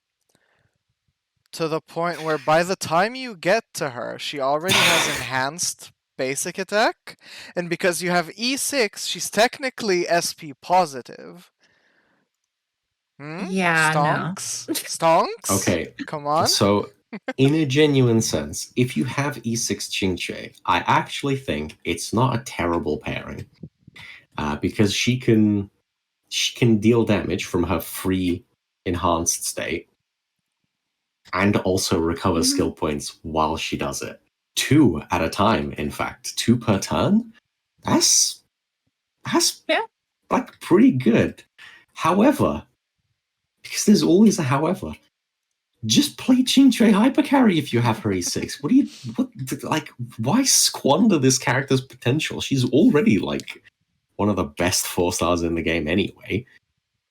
Just give her her own team. Stop trying to you're shackling both her and Imbibitor Lunae if you play them together. Let them be free. Yeah, realistically speaking, if you have both E6 Qingque and Imbibitor, you are pretty set in terms of DPS. Both of these characters are very, very high damage output characters, and they're selective. So Imbibitor is selective about who he wants on his team, but I don't think there's too much overlap. it's not a situation where like, oh, they both need this one support, and if you don't have that, well, it's doomed, right? So Right. like you can comfortably run both, with their own dedicated teammates, and it wouldn't hurt you. Um, Since I see the question in chat, actually, I guess this is Yeah. also A since good we segue into we it. basically covered the other Mhm. like all of the team comp options. Yep. The if big we one. haven't mentioned a character, it's because they're better used elsewhere, or they are actively detrimental to what Imbibitor Lunae wants to do. So here's the thing. People, now that we have the characters for it, people are starting to jump on this mono imaginary train. Mm-hmm. It's three time to stop. pieces of it. Yeah, 3 pieces of it work well together, and those 3 pieces are Luocha, Danheng, and Yukong. The problem is the 4th piece, and we've kind of gone over the problem of Welt and like why he doesn't work in kind of a standard Danheng team. I'd say the Yukong variant is a little more SP heavy than the other support options. So you really just don't. You really can't sustain it. Yeah, it's kind of like the Chinchua argument that we just had, where it's individually they're both very good. Like individually, Imbibitor Lunae and Welt are really, really good and strong, but together it's oil and water. They just step on each other's toes. A bit too much. Yeah, exactly. Yeah, it's not like if you have Welt and you want to use Welt, guess what? He's a fantastic imaginary damage dealer all on his own. Use him that way. Don't relegate him to support for a character that doesn't need it and is also going to be taking SP away from him. For Welt to be useful, even in an Imbibitor Lunae team, even for just the absolute bare minimum that he's going to be doing, which is activating Wastelander for you, Payload does it better. Payload does it better because Welt needs SP to get energy back. He needs to actually be constantly attacking to have good ultimate uptime. And like, what? With what SP? With whose skill points? Yeah, who's generating SP on that team? Like realistically, I mean, like Yukong's going to be spending SP as well. There's something else to take into consideration beyond any of that, and I feel like it's the very first thing that you should be looking at. For a mono imaginary team, you need 3 very specific 5-stars, 2 of which are banner exclusive, and Yukong, who is also not incredibly easy to get, being a 4-star. Like, that's your first step to considering this team in the first place. Well, Yukong is free, but yeah. Oh, right. Yeah, she's free. I completely forgot. I everyone's got a Yukong now. That's true. Yeah, At least one. Yeah. But yeah, it's just still the most basic thing is that you're putting Welt and Danil together, and pretty much I would say any support option is better than Welt's for him. Yeah. Like, yeah. Yeah. It just ends up being like I don't consider, like, just me personally, I really don't consider Welt to be like a support character just yet. I think that it's something that he can fall back into if his damage ever becomes like, not competitive or whatever. Yeah. But right now, well, it still is quite competitive. So the thing with Welt, and like when people say quote unquote support Welt, is that even as a support, you're still building him as a damage dealer. It doesn't change. Like, maybe you'll run an ER rope on him for more ults, but at the end The of the thing is, day, you're support still wealth giving is him. not an SP positive support. Support wealth it needs Yeah. to scale because Yeah. his skill, so much of his utility is just tied into his skill. Yeah. Like, you're essentially just running DPS wealth in addition to another DPS most of the time, right? And no, Yeah. you are not going EHR body on Welt, because if you're going EHR body on Welt, you're doing something wrong. Like, Yeah, at that realistically. point, just literally play anyone else. Yeah. Like, at that, I mean, just don't, right? So if you're already running DPS Welt, why try to shoehorn him into a team that, frankly, just does not want him or care about him being there? Yeah. Just Yeah. run him on another side. You have 2 teams that you can run. You can just. And so have people are him on the asking other about side. E2 wealth. E2 wealth means he wants to scale even more Yeah, because you are exactly. Yeah, stop so coping. rewarded. Yeah, your wealth. No, just take your wealth to the other side. He's ulting every 2 turns. Yep. Just let him hard carry literally anyone else if you have E2 wealth. Just Like, just don't try to brute force it, guys. It's not worth Yeah. it. It's stop it. Just play someone else. You have plenty of supports to spare, and Imbibitor Lunae, if you get over the incessant need, the obligation that you feel to have to use 3 skills every single one of his turns, his team options become very flexible, and well, it's a lot better than leaving your second team high and dry. Mhm. And there's plenty of plenty of real supports to go around. So, I think we're a long way away from having to shoehorn in a DPS character, like a damage dealing character, into a support role where he's just like, why am I here? Why have you done this to me? Someone's asking if you can run Blade in an Imbibitor Lunae dual carry comp, and You can. yes, I mean, it's that is really something you yes-ent. can do. Like, here's the problem, not- right? Like, here's the problem, right? Like, okay, like, say you're running Imbibitor Lunae and Blade. You've already covered 2 spots. Now you're obviously going to need a defensive option, right? So what defensive option do you run that's SP positive? Japard? Well, Blade does not want shields. He hates being shielded because he wants to take damage. Okay. That just means Luocha. So now you're running 3 gotcha exclusive 5 stars. And then there's the entire. it's not even that. It's that it. They want different things. Okay, they want different things because either you're running a slow blade with Asta or Bronya, or you're running a fast blade with a debuffer, right? Danheng doesn't want speed buffs. He really doesn't. And you're pulling in 2 different directions with them in terms of, like, I guess the best option would be just throwing a Pella in there with both of them. It's just It's not good. It's not good. They both want different types of buffs, and they're looking for different things in a team. Yeah, you can't account for both wants. And even if you try to do that, if you try to be like, oh well, I can just put Bronya on that team, right?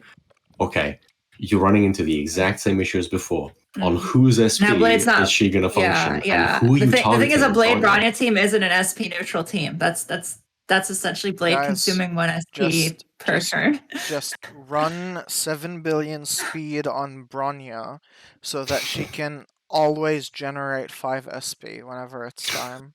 Okay? She will Wait. Is this the just get lucky E1 Bronya cope? It's like, just get lucky, always get the proc, and suddenly she's SP neutral. Yes, exactly.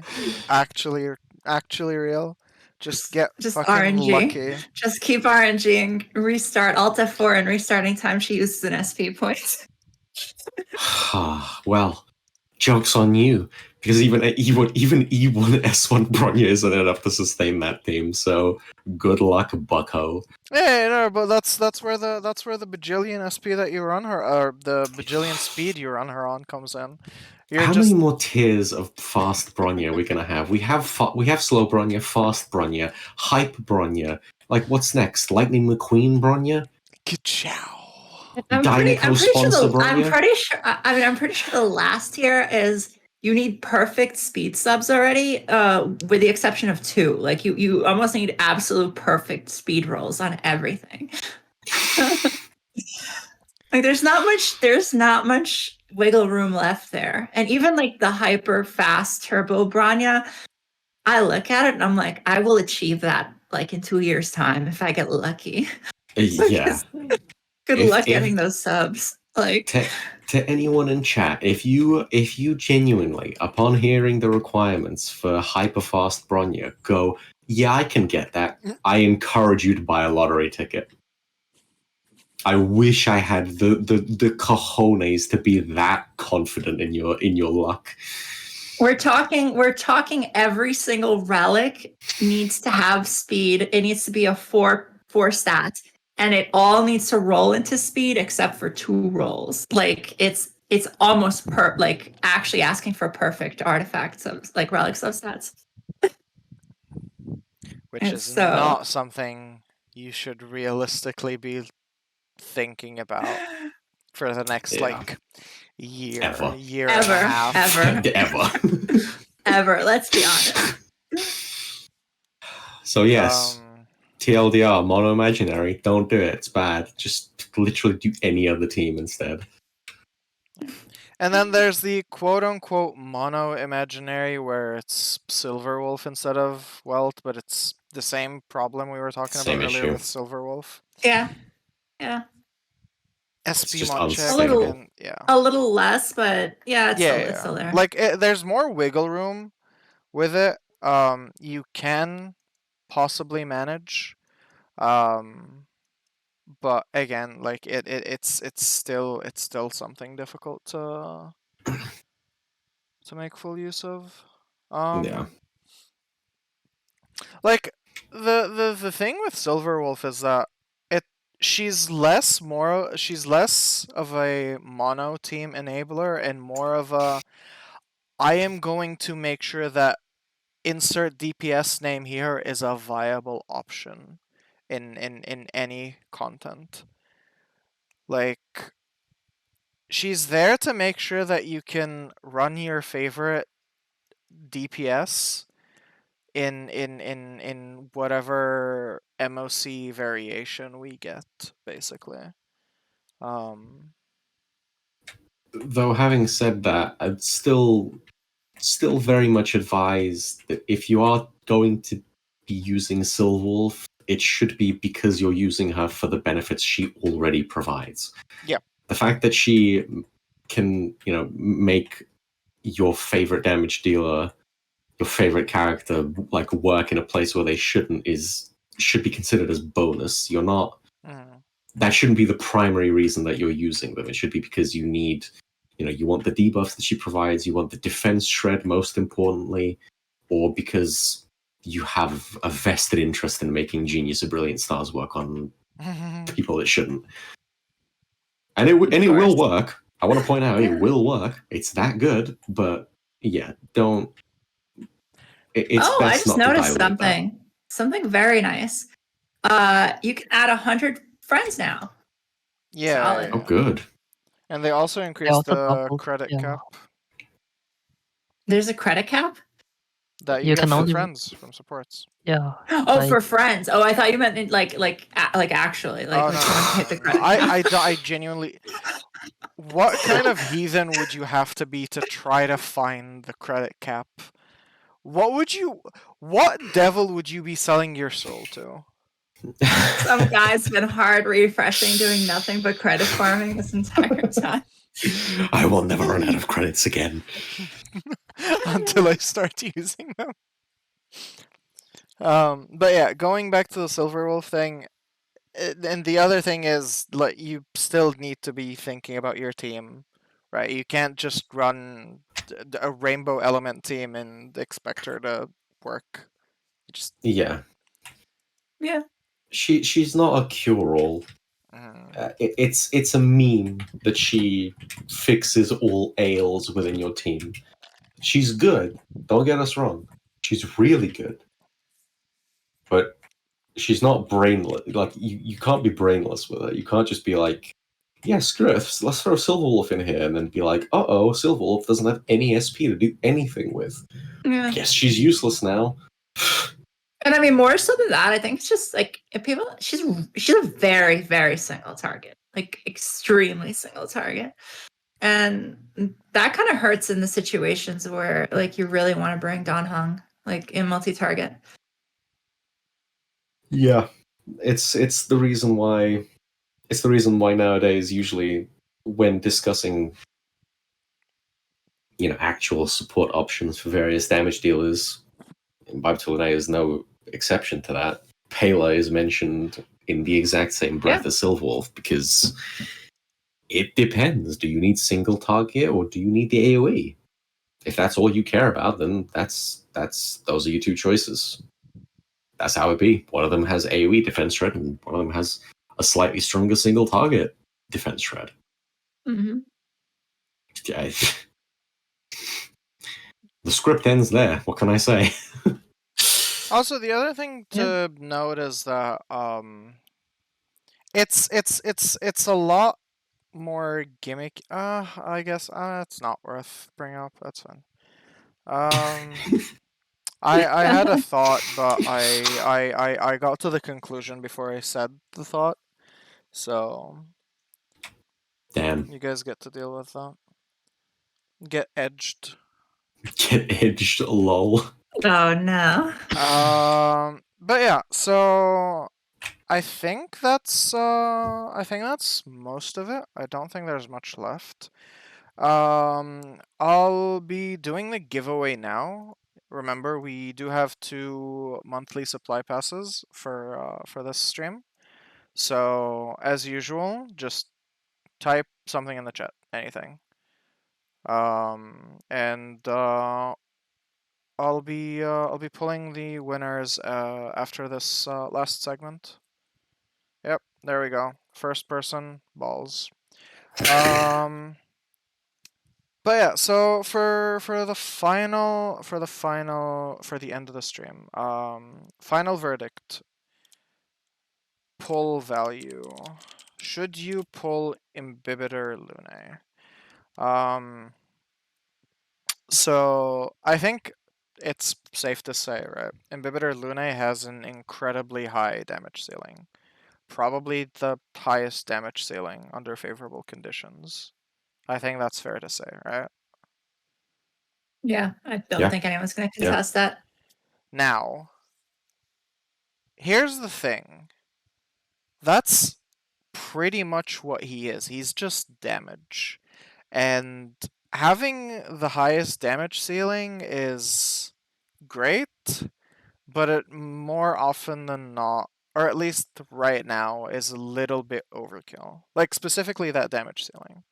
So, do you need that? Again, this is not taking into consideration you loving the character or the VA or any of that, right? If you like the character for any of those reasons, by all means, pull for them. It's a video game. You should be having fun, right?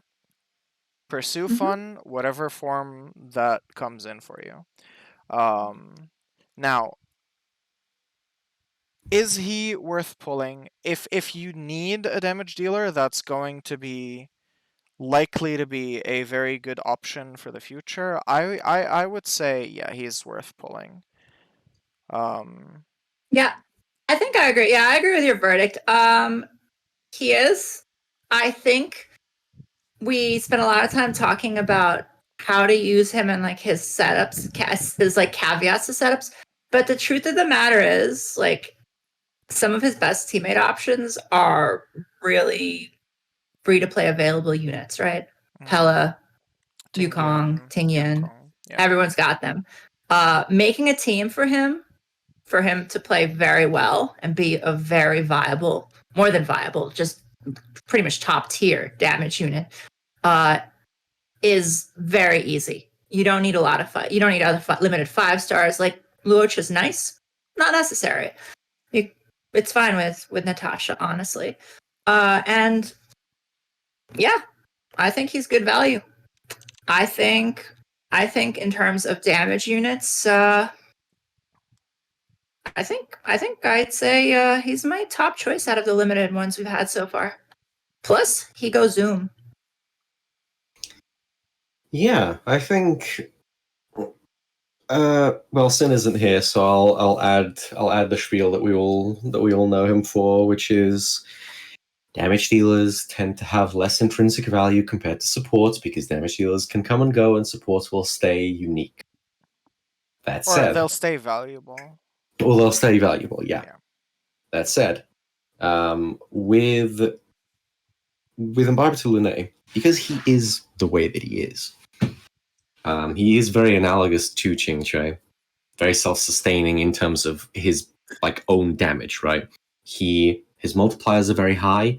He has plenty of ways to give himself, crit buffs, crit damage buffs, and damage percent buffs through his talent, through his skill, and through his bonus trace, A6, which is also plenty of extra crit damage for free against imaginary weak foes. So he's not super reliant on other characters to deal damage, which is a very, very big benefit to him. Again, he is only damage. That is his shtick. I find it very, very unlikely that in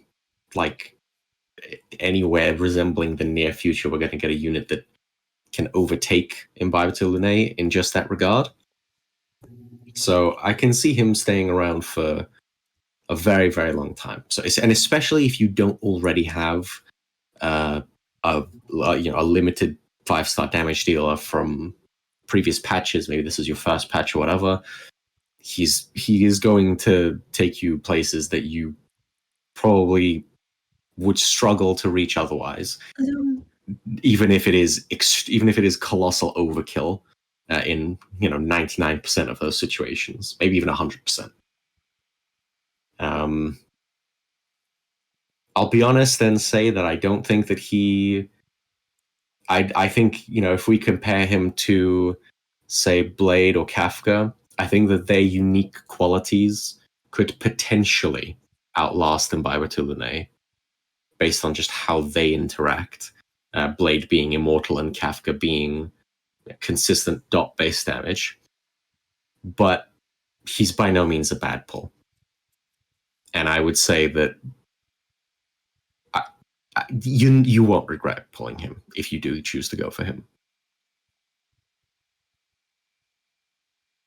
Oh, and yeah, and like someone says, you don't need healing or shielding if everything dies. If you just kill it, just kill everything faster, forehead. As always, the best CC in life is death. Yeah, it's true. Yep. I mean, unstoppable force, anyone? But yeah, I mean, I feel like there's not much more to say. Damage dealers are generally the first to be replaced in teams outside of simp reasons, right? But when it comes to someone with that much raw damage, that it's very hard to make the argument that they'll be easily replaced.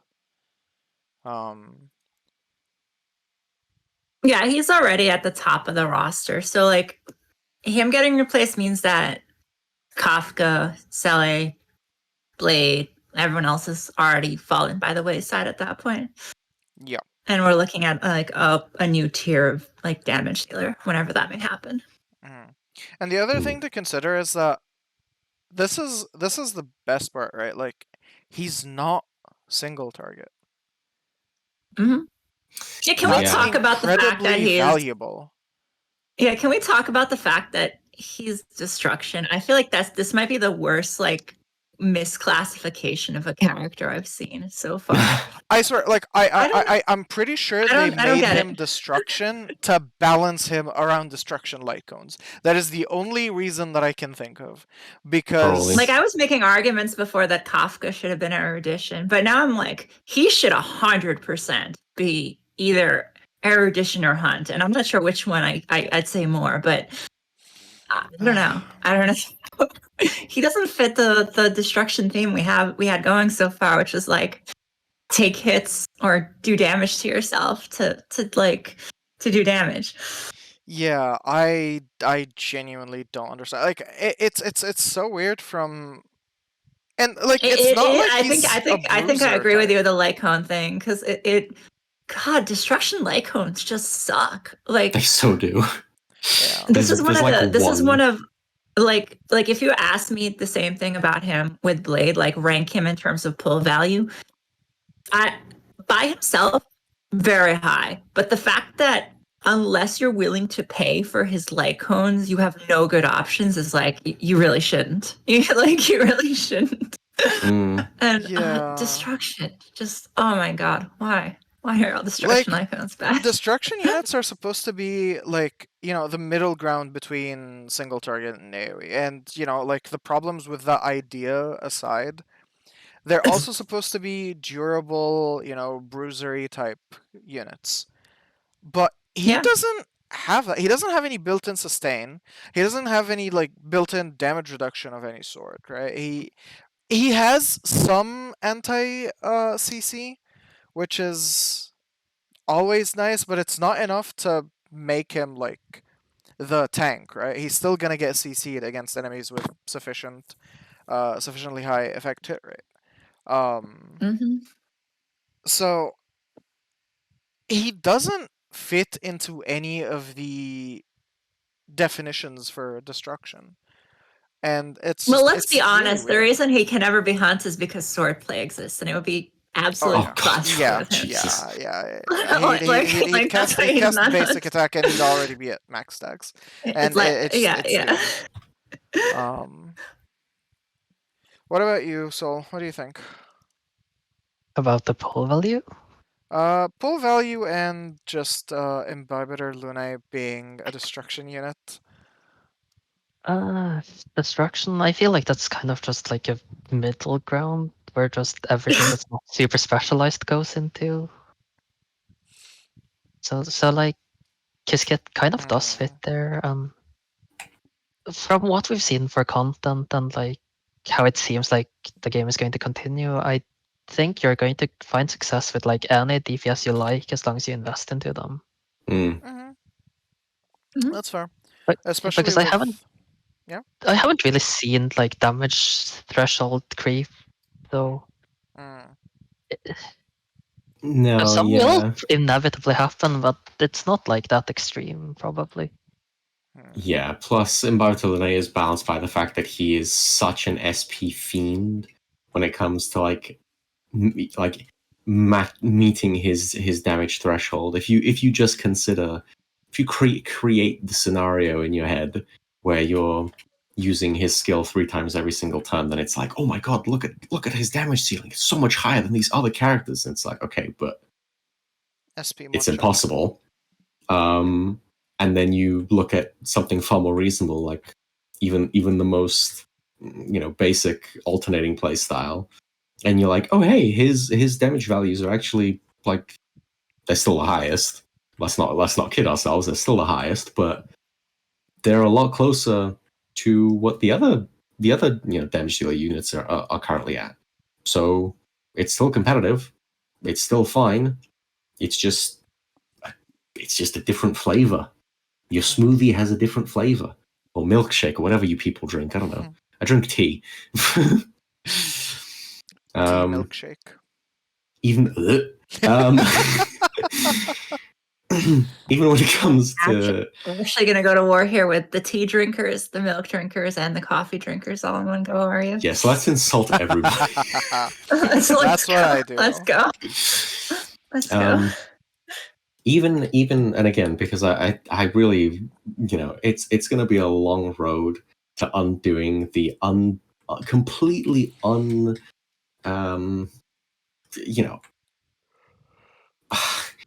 ridiculous amount of hate that goes towards Jing Yuan now. Jing Yuan slaps, guys.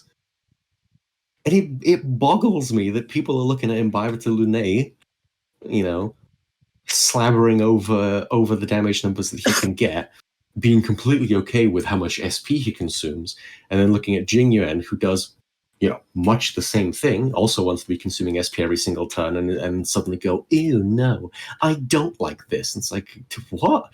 Pick one, you hypocrite. I can't be unbiased here, so I'll just I won't say anything. Hey, no. I mean, we welcome as number one Jinguan hater. Kind of just reminds me of that that's fair. meme, like that damage meme, which is like lots, and then Jingron at like the bottom, which is short bars, Yeah. still lots. True.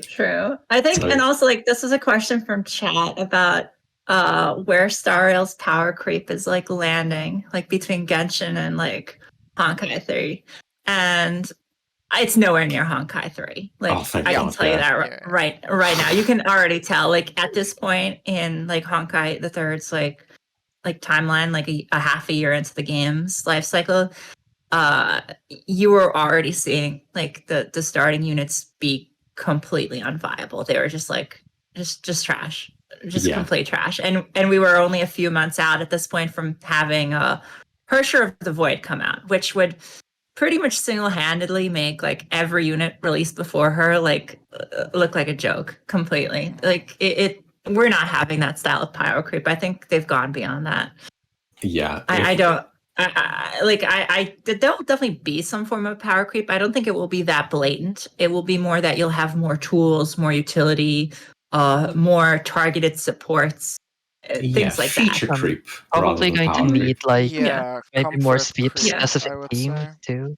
Right. Specific stuff for that. And like, because if we were following Honkai Third rules, then Seilei Jingyuan and possibly. No. Right now in Honkai Third, what is it? Yeah, like I think it's like basically this was when the Void, what's it called? The Void Traveler. Kiana's like Void. Void Drifter. Void Drifter. Yeah, this is when Void Drifter came out and just like destroyed every basically non-core augment, like Battlesuit, and then that didn't even last like 5 months before Hersher the Void came out, and it was like, okay, you remember that one we released? Well, it's gone. It's useless now. You have Hersher the Void, and she does like 5 times more damage.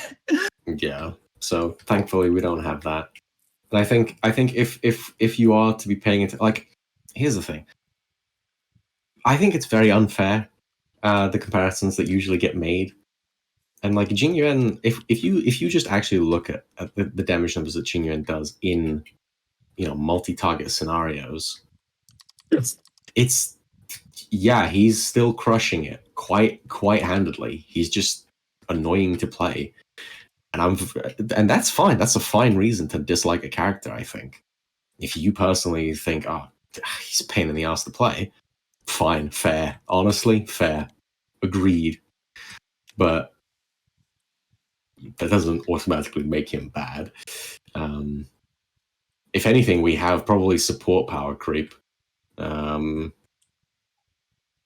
kinds of things that I mean, okay. Maybe not even supports right now, because I think Harmony units are pretty well balanced between each other. Not you, Bronya.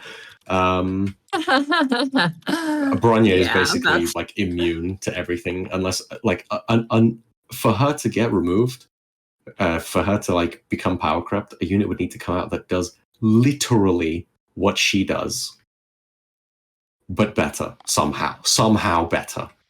Which ain't happening. So yeah, Bronya has also no. Whoever's asking, Hersher of Sentience got power crept. Hersher of Rebirth is just better. It's more of a yesent. So Hersher of Rebirth. You just use them together, honestly. You just use them together. and that's where the yesent comes in. Like in most other teams, Hersher of Rebirth, which is the new Sealy battlesuit, Hersher Sealy, she'll just replace Harsher of Sentience. That being said, in certain teams like Bleed, for example, you'd still prefer to use Harsher of Sentience, particularly if you have S2. And then there's the other thing where you just run Harsher of Rebirth DPS with Prometheus and with Harsher of Sentience as supports, and you just be gaming. Hmm. But yeah. Yeah. So with that being how it is, it's kind of like I think really the only kind of category that we're seeing that you could make an argument for there being, you know, some amount of power creep in Star Rail right now is healers. Yeah, actually, I was going to mention that. Healers Launcher. are the hardest power creep thing so far. Luocha isn't even in the same universe as those that came before him. It's strange, right? We're getting defense power creep much harder than offense power creep, which is something I've never seen in like a gacha before. It's bizarre, right? But yeah, it's very strange. So and like depending on how Fuzwan is gonna like play out, we're gonna get the preservation power creep, right? Oh my god, Dr. Blitz 2000, that is the realest statement. If Bronya does get power crept, you just free up Bronya for your other team. Exactly. This is literally the Bennett argument for Genshin. It's if we ever get a second Bennett, that's not a Bennett nerf, it's a pure buff because now you just have two of them. Exactly. Someone asked, since he is strong, should I get him? Though I don't have anything ready for him, I already have Blade, Jingwon, Celia, and Kafka as DPS. So here's the thing. Don't get units because you think they are strong or meta or whatever. Get them because you like them, you genuinely want them, right? Again, he's a DPS. He has the best ceiling out of all of them. He's great. He's very strong. But at the end of the day, he does damage. All you need to do is a certain amount of damage in a certain amount of turns to get the rewards. Yeah, and honestly, your account sounds like you're more than big set chilling. on damage. If you like him as a character, go for it. He's cool, but you not for meta reasons. You don't need him for any sort of meta reasons Definitely right now. don't force yourself, especially considering the fact that Fushwan and Lynx are coming out in 3 weeks, and then after that we have Jinglu, Topaz, and I'm not even gonna try to pronounce her name. I'm gonna call her Gwynaifen? No, Gwynaifen. Her name is Gwen. Gwynaifen. Her name is Gwen. Yeah. Sorry, guys. Gwen. It's just Gwen. We're just gonna call her Gwen. But yeah, like jokes aside, we have a lot of characters coming up. If you like any of them more than Imbibitor Lunae, just save for them. It's honestly perfectly fine. Don't feel pressured into pulling a certain character because the narrative around them is that they're the best thing to ever come out, because that's always going to be the narrative around new releases. Oh god, yeah, please don't base whether or not you should pull from, you know, hyper exaggerated hyperbole clickbait videos, because they're, again, content, like I said in a different stream, content creators are playing a very different game, and I'm not talking about Star Rail.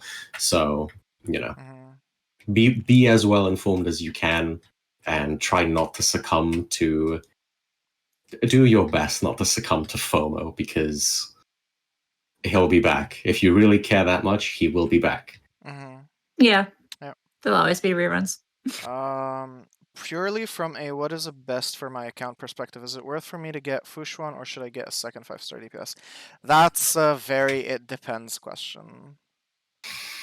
That's unfortunately a very it depends question. It depends on what 5 stars you have, what 4 stars you have, how invested. Yeah, do you have Gepper? Do you have a second healing option like Luocha? Yeah. Do you like? Yeah, it's really hard to just like we can make like general recommendations of, like, you know, for example, from my side, if anytime someone asks, oh, should I get a second 5-star DPS, that usually means, okay, they have at least one 5-star DPS.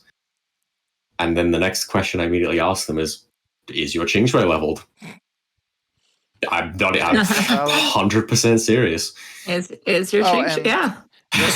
just for the record, guys, that's E0 is perfectly fine kind of Ching Shui stance, right? Like, Oh yeah. as funny as it is, you do not need E4 or E6 on Ching Shui to use her as a DPS. Right? She only gets better with her Eidolons, but they are not a requirement. But if you are sitting on E6 Ching Shui and she's not built, I will be outside your window. Yeah. Slow nay or fast nay, you're not allowed to type anymore. Let's take a quick pause here so I can pull the winners for the giveaway. Okay, guys. So remember, if you win, I'm going to message you and I'm going to need your ID, your UID, your server, and your Discord tag. This is so I can contact you for the giveaway. If you don't have your DMs open, please make sure that they're open. Okay. And if you don't respond in a timely manner, we will unfortunately have to reroll your win. So make sure you're here, make sure you can type. Okay. It takes 30 seconds. Okay. And the other thing is, this giveaway is sponsored by our friends at Paimon's Bargains. Make sure you check them out. They offer you heavily discounted purchases in some of your favorite games like Genshin, Star Rail, Tower of Fantasy, if you still play that.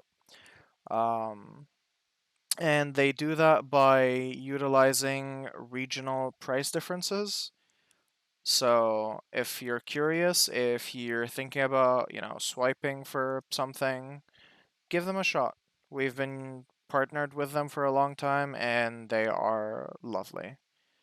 But yeah, so I'll be doing 2 winners for today. And the first one is, drumroll, Rurik14. Rurik, wakey wakey, are you here? Rurik14. Dink donk. Yep, there we go.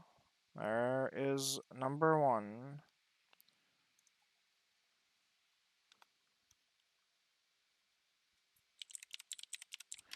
Okay, and number 2.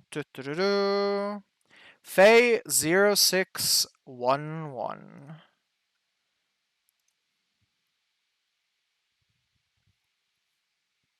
Faye0611, are you still with us? I know you're... Oh, there you are. Nice. Okay. Faye, your DMs are closed. Open them. Now! SMH. Wow. This is not a request. Open them. Now! I'll tell you the reason QQ was so neglected. It was because people are Gamba addicts and felt the need to reroll till they got those 4, even if it cost them their entire SP bar. That's why. I mean, I contributed my fair share of damage to early Ching Shui things since I was in CBT3, and I did a big old character review compendium and all that. And I was like, no, Ching Shui is good. However, and then a laundry list of negatives. And then I as CBT3 was ending, and I was just trying to get as much playtime in. I was like, damn, Ching Shui is kind of slapping, isn't she? She's kind of doing damage. Yeah. Am I wrong? And then CBT3 ended without me getting that answer, and then the live game launched, and I was like, oh no, I've made an oopsie. To be fair, guys, Sushou has made more than one oopsie. This guy. Okay, it's okay. We've all had bad calls here and there. Okay, guys, this guy tried to sell me on the DPS Fire Trailblazer. Okay, I am not gonna forgive him. Okay. DPS. That was an experiment. I didn't force you to take part in it. It didn't work. Yeah. Yeah. The experiment results came back. Long enough until he was like, yeah, actually, it's bad. Yeah, no, it's don't do it, please. It was all calculated, guys. I knew, okay? I definitely knew. Cough. I had 70% crit rate, 100% crit damage on my Fire Trailblazer, and my Chingchui sneezed and did more damage. And more than that, I think we are clearly at the point where we can safely say that as good as Fire Trailblazer is, you're almost always going to want to run them with a secondary defensive option because they're not enough on their own. Unless it's a really weird team where you're just running 100% break uptime, if that's even possible. But like, you can do pretty well with Fire Trailblazer as the solo defensive option if you just like turbo stack defense. But the defense, the actual defense requirements for that to reach a point where it is like consistently negating a large portion or maybe even a majority of the damage that you take is borderline unreasonable because it's well into the 4,000 mark for defense. 4,500 actually. Yeah. Plus, at the same time, you need the effect hit rate because you are relying on that taunt. So if you're not like running like moment, if you don't have moment of victory, it's not really doable. Yeah, but if you have a strong team in terms of damage, and you know that you know, and you're doing the big brain strat of I'll kill them before they kill me, then Fire Trailblazer can probably be enough. Just remember that always remember that you're on the clock. Also, another thing to keep in mind is that to gain access to Fire Trailblazer's defensive capabilities, you kinda want to use skill, which can be a problem. Oh yeah, I mean, if you're running without a healer, that's kind of not optional because the rest of your team really can't afford to be taking big hits. Yeah. Whatever AoE there is going to be more than enough damage to slowly whittle everyone down. Yeah. So even with an alternating Imbibitor Lunae, it can be fairly difficult to run Fire Trailblazer on that team, just because Fire Trailblazer's skill usage as a solo defensive option ranges anywhere from once every so often to every single turn. So yeah, and the units not that something are that you can naturally tanky enough to be fine with Fire Trailblazer hate having Fire Trailblazer there. Like Clara, Blade, they really don't like sharing the field time with another aggro drawer. Yeah, unfortunately. So if Hoyo ever releases an LC that can heal a team, Fire MC could make a comeback. Oh, you might be waiting a while. We do have one that does that, but it's abundance, not preservation, and it's really sad. I mean, no, there is one. There's the 3-star. It's only the wielder though. It's defense. Yeah. If you're thinking the 4-star, it's only on the start of battle that you heal. Yeah, so it's not like it's not very helpful. Like, you're Wildfire. Okay, Wildfire. It's nice in like mock if you're doing not mock. It's nice if you're doing like SU between battles, but like in mock, it's not useful at all. Okay, but the other thing about Wildfire is that like it's kind of underrated because it is DR. It is a fair bit of damage reduction for 5 turns. So, like it's still a pretty decent defensive option if you don't have something like Lundao's, right? Because again, like damage reduction is very, very useful. It's very it scales very well. And especially because this is a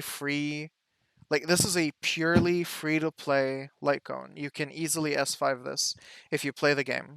You just go to the Forgotten Hall shop and you buy 5 copies, or realistically 4 copies. And that's not factoring in whatever copies you get from a weekly boss. If that has even happened to anyone yet. It happened to me. Oh, well, that's where your luck went then. Yeah, clueless. That was 16% DR for 5 turns is like, whew, especially if you're against like front-loaded enemies, because that's something that also like I see a lot in mock runs, or when when people I know who are attempting to go through Memory of Chaos say is like a big problem is that they load into battle, they get immediately chunked, and then it's like, okay, well now I'm on the back foot forever because I don't have Lorcha, I can't make up the difference anymore. But if you had that 16% damage reduction, maybe that's enough. Maybe that's significant enough. And the IDP. best part about it is and it does work with their traits, right? Yeah. So there you go. Yeah, like the best part is that this is an AoE. Like this is for all allies, right? Unlike Landao's, which is just for the wearer. So it's pretty valuable, and generally like 5 turns is a lot. It's pretty much like half of your allotted time on for like the bare minimum clears, right? So it doesn't apply on subsequent waves again, so it's just a one-time thing. Yeah, but again, like you don't want to 2 be to 3 taking cycles too long for MOC anyway. That's true. So generally, yeah, you'll have like 2 or 3 cycles where you're not getting the damage reduction, but by then you should be, like you should be well set up enough to be okay without it. Yeah, Wildfire is underrated, TLDR. Thank you for coming to our TED Talk. Lynx. Lynx is unreleased. We don't know anything about her. We do not condone pre-TC. It is against our rules. Yep. That being said, come back in 3 weeks because we will most definitely be messing around with Fushuan and Lynx on day 1.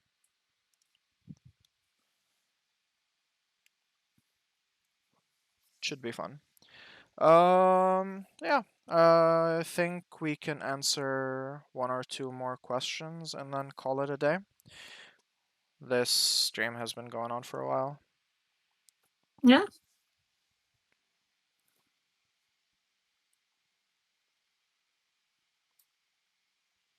Did they go over Link's skills in the live stream? I don't remember. Just some basic information on them, but no like detailed info. Yeah. No numbers. No numbers and no, like Soul just said, detailed information. No passives. We know she's a healer. Which can be very relevant, right? General question about Eidolons. Will E2 be the stopping point like in Genshin? It depends. Like, some units will really like their E2. Some units will be really gaming with E1. Some just don't care about Eidolons, right? Like Welt's E2, absolutely fantastic. You are just spamming ults with E2. Assuming a certain number of enemies. Even then, you're still getting a lot of value from it, right? Himiko, Eidolons, not really worth writing home about. Silverwolf. There's not some, like you can't really rely on getting hit. But you should probably finish answering first. Oh, you're answering a different question. Yeah. Yeah, but going back to it, like Silverwolf E2, it's great. She really likes her E2. Who else, right? Like Blade. E2, his E2 is not, like, it's not really relevant at the end of the day. Like it's relevant obviously because it's still 15% crit rate. But the way you build Blade, and generally like anyone that uses Arena. You already want a high amount of crit rate anyway to meet the requirements, so getting more crit rate past that point is likely not that much of an increase to your overall damage. And then you have Imbibitor.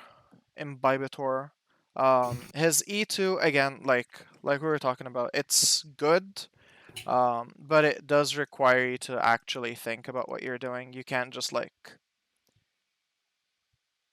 use it when you get it. It's a little bit more finicky than that. So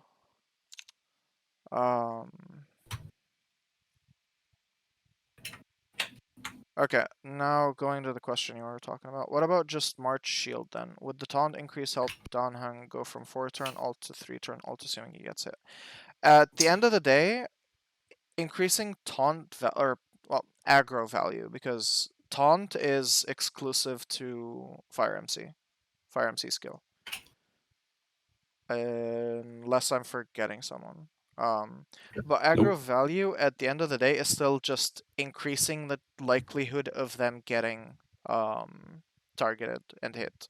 It doesn't mean that they're guaranteed to get hit, as evidenced by me running Landau's Jeopard and Jeopard not getting hit for whatever reason. It's just not RNG, reliable. Yeah, like you it's can't rely RNG. on You're gonna need what without the signature weapon. You have 15 energy that you need to make up from somehow. Which depending on what you're being attacked by means you need to be attacked by like 2 to 5 attacks to fill that gap. So the average is it's around 2R. 10 usually, so it's usually around average 2. Yeah.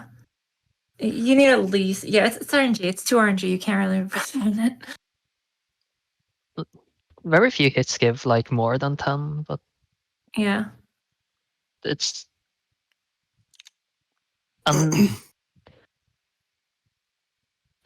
It depends on, I mean, like blast hits you only get like 2 from if you're not the main, like the main target, right? Some hits I think are 5 and I think some some are blasts are 12. like more. Yeah.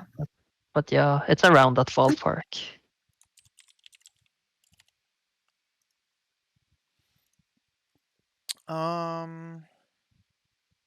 Yeah. I do think that's enough for today.